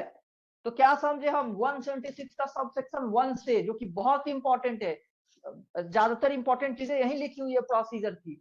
लिखा हुआ है कि जब पुलिस ऑफिसर को इंफॉर्मेशन मिलती है कोई कॉग्निजेबल ऑफेंस कमिट होने की, तो वो तुरंत उसका रिपोर्ट, जिसको ऑकरेंस रिपोर्ट कहते हैं, वो जुडिशियल मजिस्ट्रेट को भेज देता है। एंड देन तुरंत ही बढ़ जाता है ऑन स्पॉट इन्वेस्टिगेशन के लिए, या अपने सबऑर्डिनेट को भेज देता है ऑन स्पॉट इन्वेस्टिगेशन के लिए। वो सबऑर्डिनेट जिसका रैंक क्या होगा, जो कि स्टेट गवर्नमेंट डिसाइड करे कि नहीं ये जो है सब इंस्पेक्टर से नीचे का नहीं होगा, जो भी स्टेट गवर्नमेंट प्रिस्क्राइब कर सकता है। और जो ऑफेंडर है उसको अरेस्ट करने के लिए, उसको ढूंढने के लिए कुछ नेसेसरी स्टेप्स लेने जरूरी है, वो भी ले सकता है। और ये सब लेने के लिए उसको क्या नहीं चाहिए, मजिस्ट्रेट का परमिशन नहीं चाहिए, जुडिशियल मजिस्ट्रेट का परमिशन नहीं चाहिए। वो जो भेजा था report, occurrence report, that was not sent to take the permission of the magistrate to conduct investigation. That was merely sent because it has been prescribed in the BNSS या CRPC में भी था कि वो भेजना है। वो भेजी जाती है क्योंकि मजिस्ट्रेट को इन्फॉर्मेशन मिलती है कि हाँ एक कॉग्निजेबल ऑफेंस कमिट हुई है जिसका इन्वेस्टिगेशन स्टार्ट हो गया है। ठीक है, ये बात समझ में आई किसको किसको? सब सेक्शन 1 अभी प्रोवाइजो इसको बाकी है, लेकिन ये बताइए यहाँ तक किसको समझ में आई? निहारिका, मिहिर, आयुषी बताओ, यसी, शाश्वत, किसी को कोई कंफ्यूजन हो रही है क्या समझने में? हाँ यसी बताओ, माइक ऑन करके बताओ। No sir. आप कॉन्फिडेंटली नो नहीं बोल रही, कोई कंफ्यूजन हो रही है क्या? बोलिए फिर। मतलब सर कंफ्यूजन तो नहीं हुई है, लेकिन मतलब एकदम क्लियर नहीं हुआ है, जैसे हो जाता है बिल्कुल वैसे पूरा क्लियर अच्छा नहीं ठीक होता। है, एक बार आप रिपीट कीजिए सब सेक्शन 1 से आपको क्या क्या समझ में आया, आप सीक्वेंस मैनर में आप रिपीट कीजिए, मैं उसमें ऐड ऑन करूंगा जो आप मिस करेंगे। सर मैं एक बार खुद रीड कर लेती हूँ। अच्छा ठीक है, या मैं फिर से समराइज कर देता हूँ। आयुषी तुमको हाँ समझ में सर, आया? आप एक बार समराइज हाँ कर। मैं एक बार समराइज कर देता हूँ। आयुषी? हाँ सर, समझ आ गया। हाँ ओके, देखिए इसमें कोई 2-3 बस सिंपल बातें कह रहा है। सबसे पहले क्या कह रहा है कि जो जो हम जानते हैं कि किसको जानकारी दी जाती है ऑफेंस कमिट होने का, एक ऑफिसर इंचार्ज को दी जाती है। पुलिस स्टेशन का जो ऑफिसर इंचार्ज है उसको जानकारी दी जाती है क्या का, ऑफेंस कमिट हुई है। तो ऑफिसर इंचार्ज क्या करेगा उसके बाद, यही बातें लिखी हुई है। प्रोसीजर फॉर इन्वेस्टिगेशन, इन्वेस्टिगेट करने का क्या प्रोसीजर, उसको क्या फॉलो करना है, यही बात है। तो सबसे पहले उसको क्या करना है, उसको जानकारी मिल गई है कॉग्निजेबल होने की, तो सबसे पहले वो क्या करेगा, वो मजिस्ट्रेट को ऑकरेंस रिपोर्ट भेजेगा। यही पुलिस ऑफिसर मजिस्ट्रेट को क्या भेजेगा, ऑकरेंस रिपोर्ट भेजेगा। ऑकरेंस रिपोर्ट कि हमें एक मिली है ऑफेंस की जानकारी, इसमें जो भी उसको नेसेसरी इंफॉर्मेशन मिली है वो भेज दे रहा है, और भेज करके तुरंत निकल जाएगा इन्वेस्टिगेशन के लिए, क्योंकि ऑर्डर चाहिए ही नहीं मजिस्ट्रेट का इन्वेस्टिगेशन के लिए। तो भेज तो दिया ऑकरेंस रिपोर्ट, ऑकरेंस रिपोर्ट का मतलब बस की इंफॉर्मेशन मिली है ऑफेंस का, वो रिपोर्ट। देन वो प्रोसीड कर गया खुद से कि इन्वेस्टिगेशन करेंगे, या खुद ना गया तो अपने सबऑर्डिनेट को भेज दिया, और जाके वहां इन्वेस्टिगेट करेगा, जरूरत पड़े तो अरेस्ट भी कर सकता है एक्यूज पर्सन को। यही बात लिखो ये सी। ये सर आगे समझ। निहारिका तुमको कोई डाउट नहीं ना? नो सर, क्लियर है।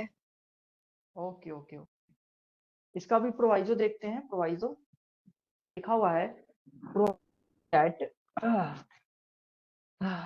when information as to the commission of any such offense is given against any person by name and the case is not of a serious nature। देखिए लिखा हुआ है when information as to the commission of any such offense is given against any person by name, इसमें लिखा हुआ है कि नाम पता हो एक्यूज पर्सन का। दूसरा सीरियस ऑफेंस है, नॉन सीरियस ऑफेंस है। दो कंडीशन की बस बात किया है।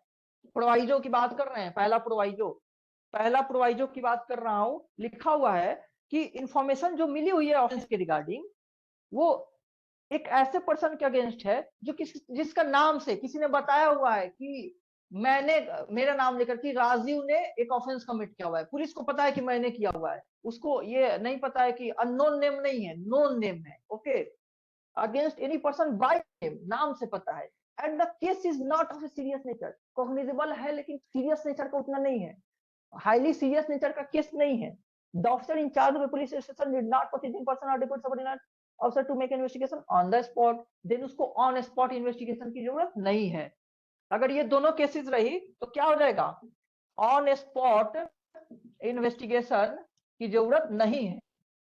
अगर केस जो है वो नॉन सीरियस नेचर का है और एक्यूज का नाम भी पता है, तो पुलिस ऑफिसर को ऑन स्पॉट इन्वेस्टिगेशन करने की जरूरत नहीं। जरूरी नहीं है कि वो तुरंत बढ़ जाए क्राइम स्पॉट पे और इन्वेस्टिगेशन करे या अपने सबऑर्डिनेट को भेज दे इन्वेस्टिगेशन करने के लिए। It is not necessary that the police officer should personally go and investigate on spot और shall send his subordinate to investigate on spot. On spot investigate करने का खुद से या सबऑर्डिनेट को भेजने की जरूरत नहीं है। कब नहीं है जरूरत, जब ऑफेंस जो है वो सीरियस नेचर का नहीं हो और ऑफेंडर का नाम भी पता है, जिसने दर्ज कराया इंफॉर्मेशन बताया कि हाँ ये पर्सन ने कमिट किया हुआ है।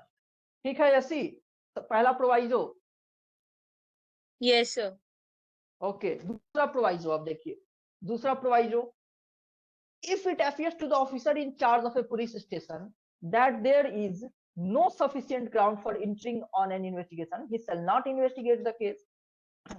ये भी बहुत आसान है, लिखा हुआ है कि अगर ऑफिसर इंचार्ज को लगता है कि सफिशिएंट ग्राउंड है ही नहीं इन्वेस्टिगेट करने के लिए तो फर्दर प्रोसीड नहीं करेगा।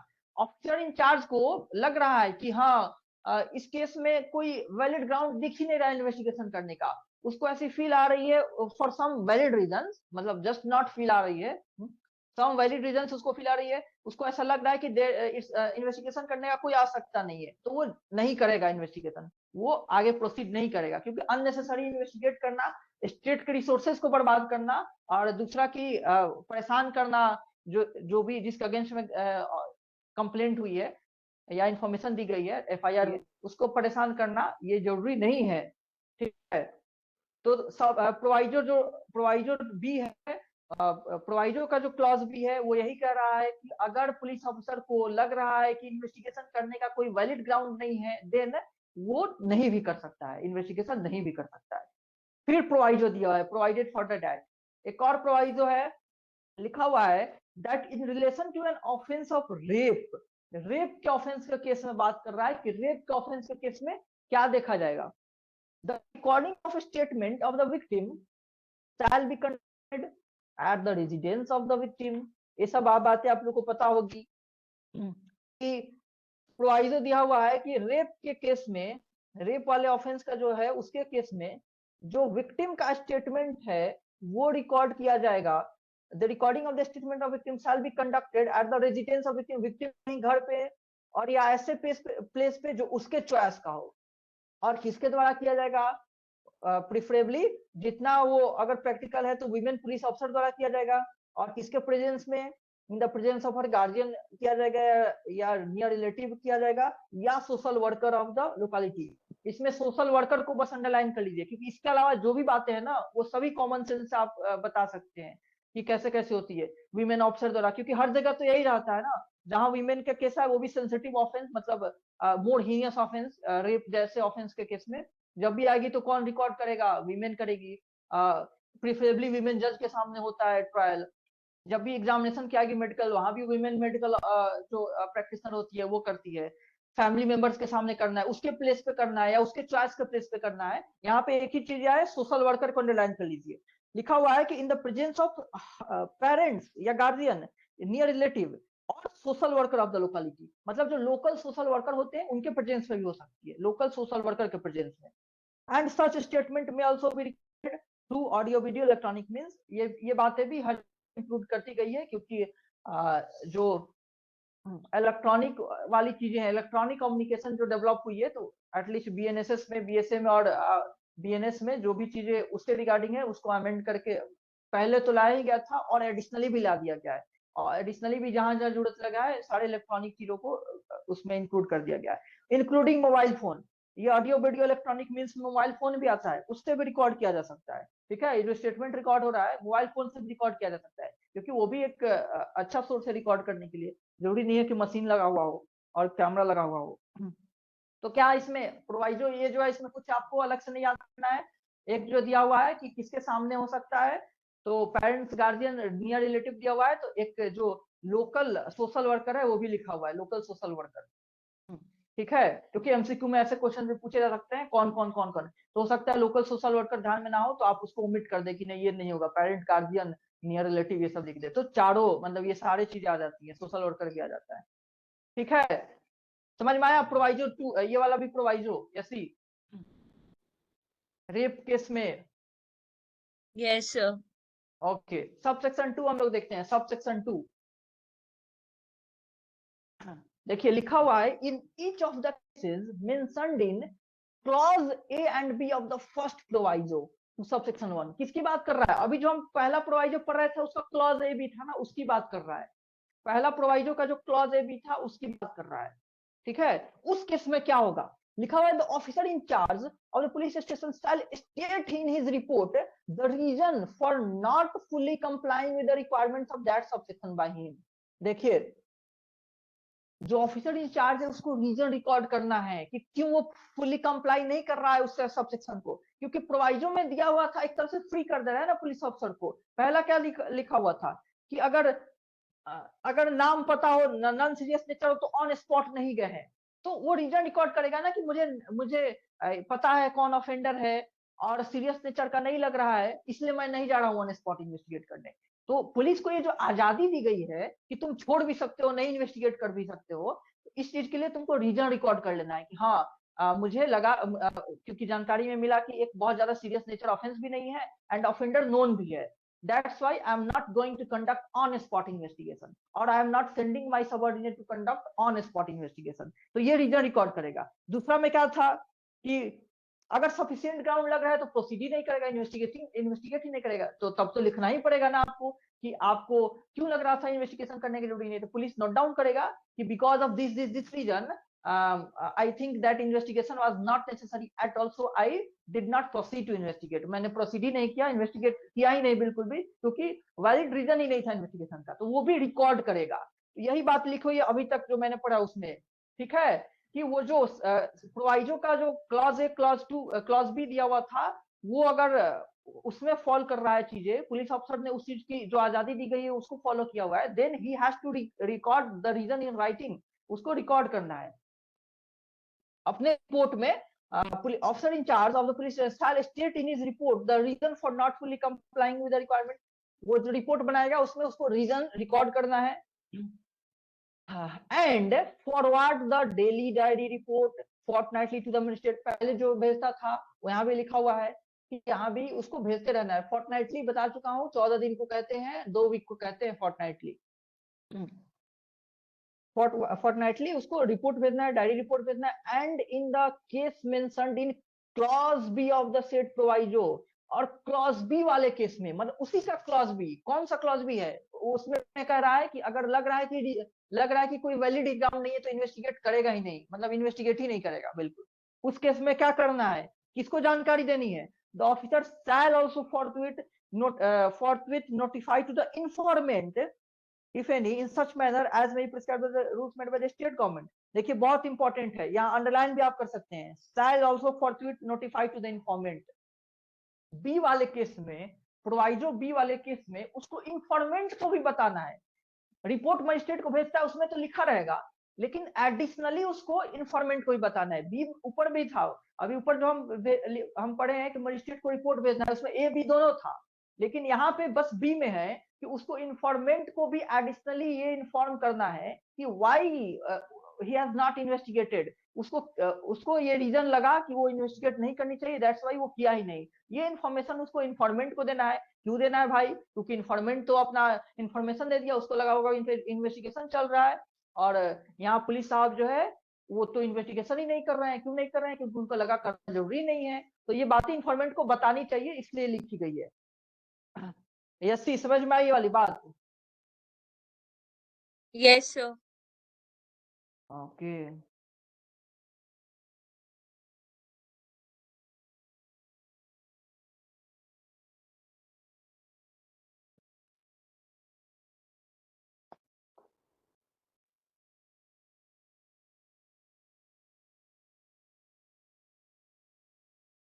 officers forthwith notify to the informant if any in such manner।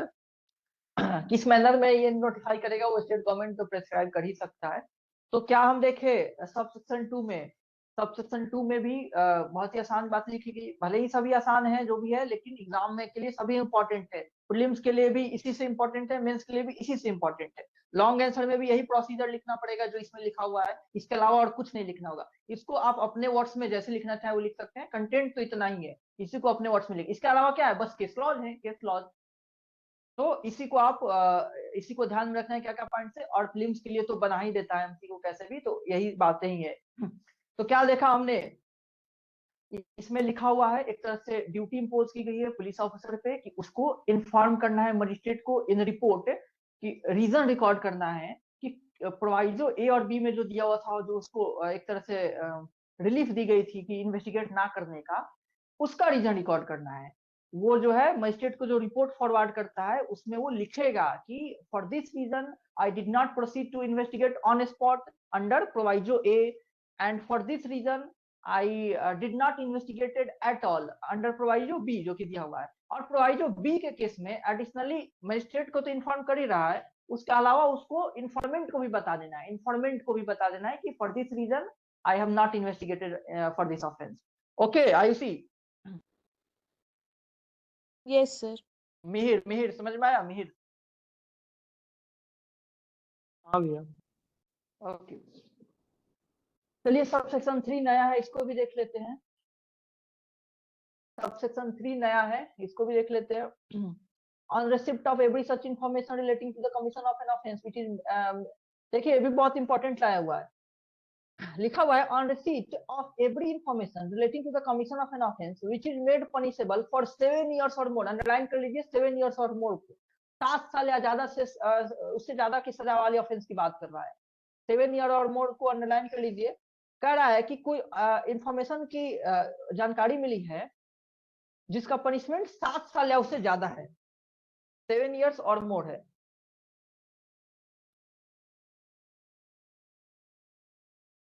Seven plus है, पनिशमेंट है 7 प्लस दिया हुआ है। और क्या दिया हुआ है, the officer in charge of a police station shall है कंपल्सरी, उसको क्या करना है, from such date as may be notified within a period of 5 years, 5 years को भी अंडरलाइन कीजिए,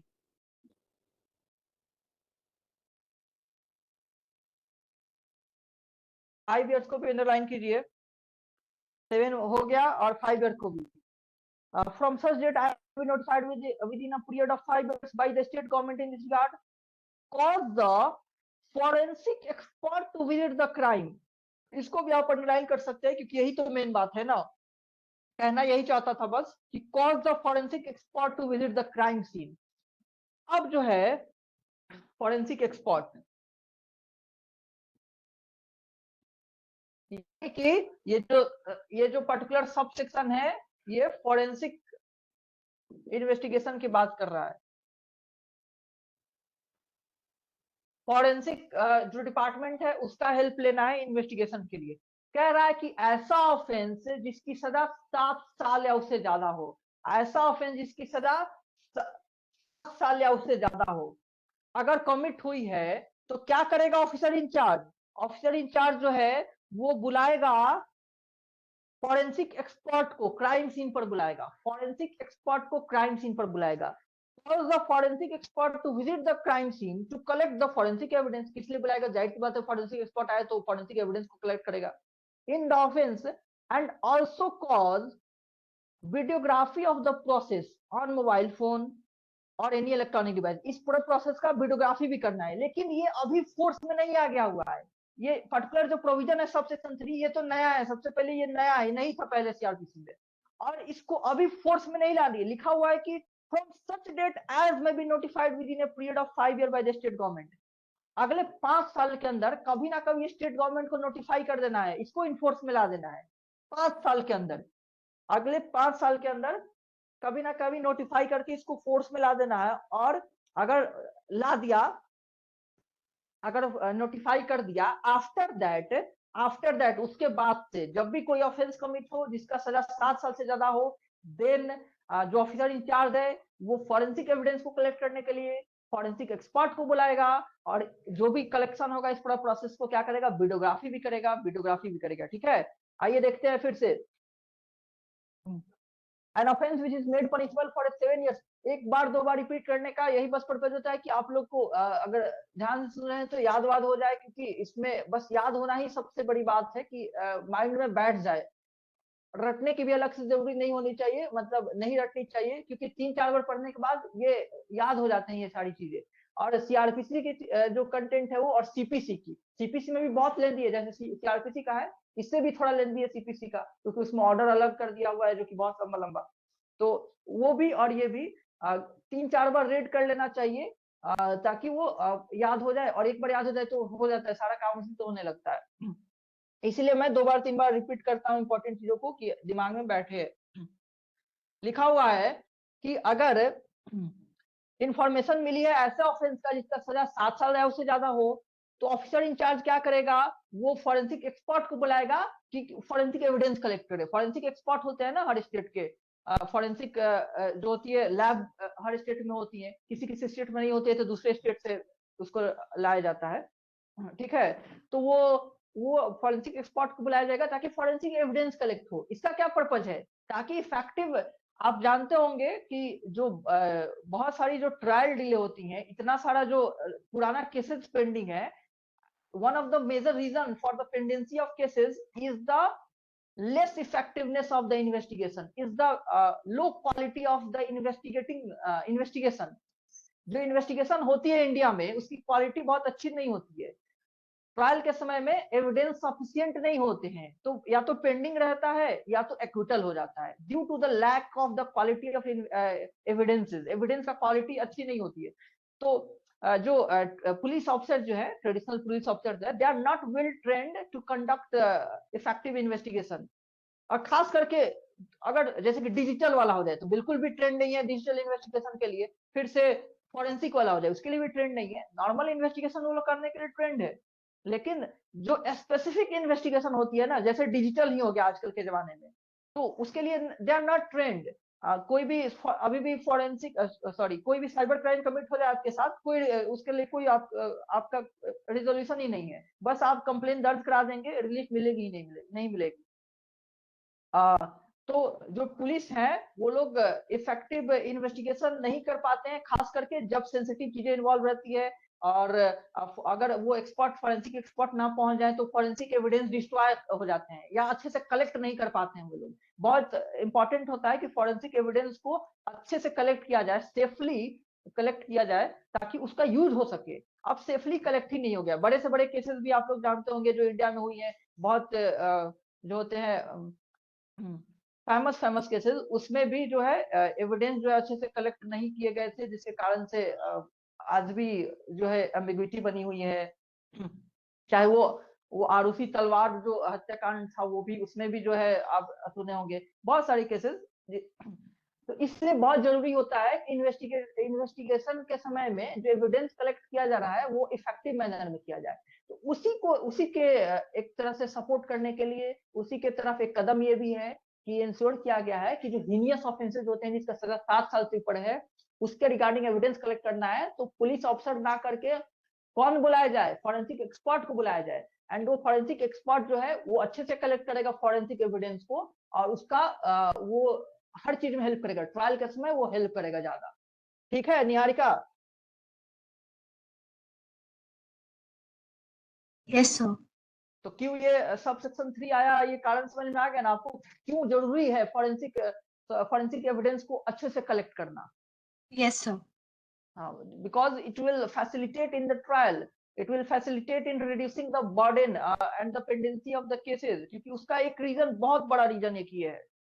ठीक है, प्रोवाइजो लिखा हुआ है, प्रोवाइजो, प्रोवाइडेड दैट, वीडियोग्राफी वाली बात बता दी मैंने, इस प्रोसेस को वीडियोग्राफी भी की जाएगी। Provided that where forensic facility is not available in respect of any such offence, the state government shall until the facility in respect of that matter is developed or made in the state notify the utilization of such facility of the।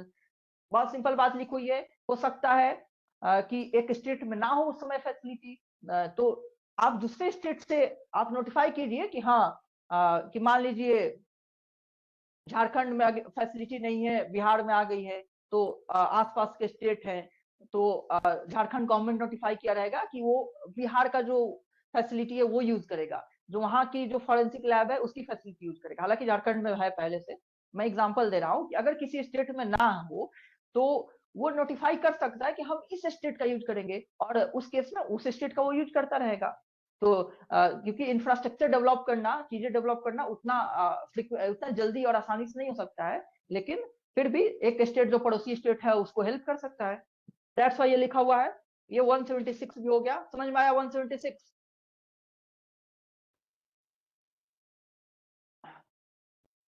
Yes सी 176।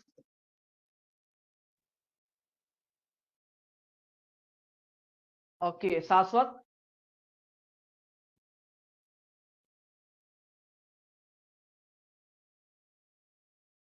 शाश्वत Tripathi. Okay okay शाश्वत।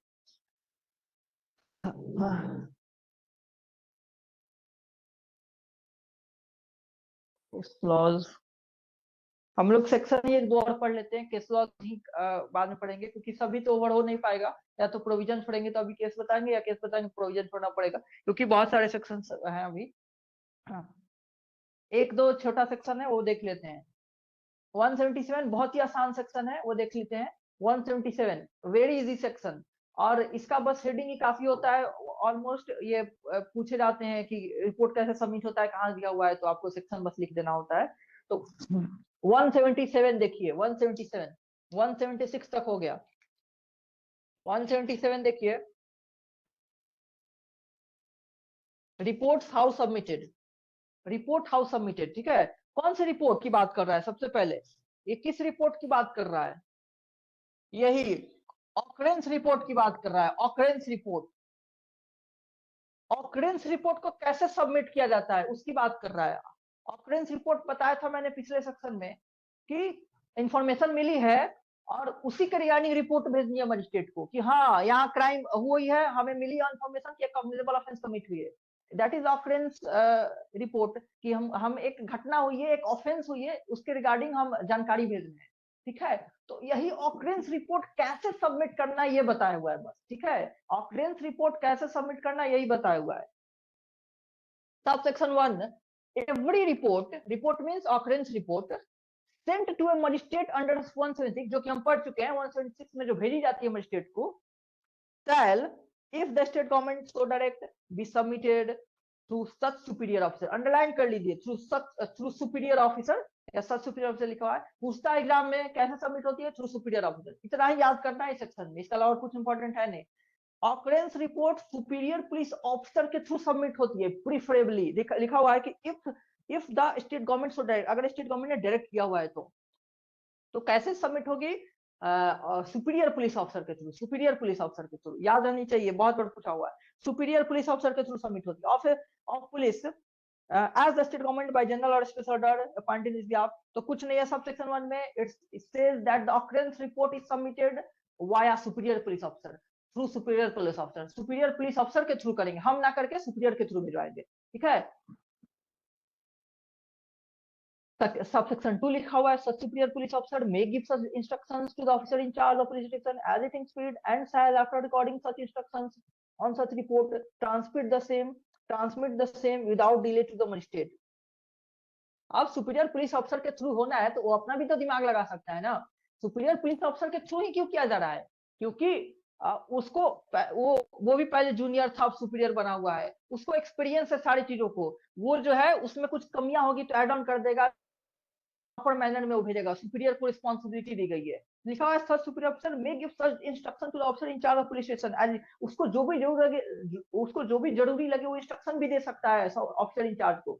Officer in charge ही तो बना रहा था ना offence report, क्योंकि उसी को तो इन्फॉर्मेशन दी जाती है ना। ऑफेंस के कमीशन की इन्फॉर्मेशन किसको मिली? ऑफिसर इंचार्ज को।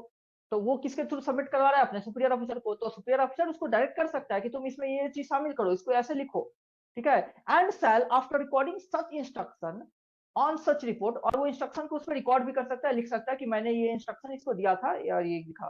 Transmit the same without delay to the magistrate, किसको भेज देगा? मजिस्ट्रेट को। मजिस्ट्रेट को भेजना ये तो आपको पहले से ही पता है, तो नई बात इसमें कुछ नहीं है। इतनी ही बातें हैं कि ऑकरेंस रिपोर्ट को सुपीरियर पुलिस ऑफिसर के थ्रू सबमिट किया जाता है।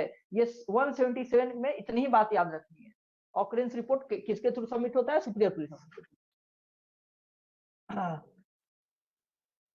178। एक काम करते हैं हम लोग, रहने देते हैं, ठीक है, क्योंकि बोलते बोलते मैं ये हो गया, बहुत थक गया। ठीक है उसी। हाँ सर ठीक है। हाँ, अभी अभी तक के सेक्शन में आप लोग बताइए कोई प्रॉब्लम? 177 तक, 177, 6, 5 और 4, हम लोग 4 सेक्शन पढ़े हैं आज। 174, 5, 6, 7, 7 तो एक लाइन का सेक्शन ही था। बाकी 3 सेक्शन में कोई प्रॉब्लम, कोई डाउट है तो बताइए, या डाउट एराइज होगा ना अगर आप लोग पढ़िएगा तो इसलिए मैं पूछता हूँ। चाहे पिछले जो क्लासेस के डाउट हो आप लोग पूछ लिया कीजिए, या फिर पढ़िएगा एमसीक्यू बनाइएगा, कोई डाउट आएगा तो आप लोग पूछिएगा,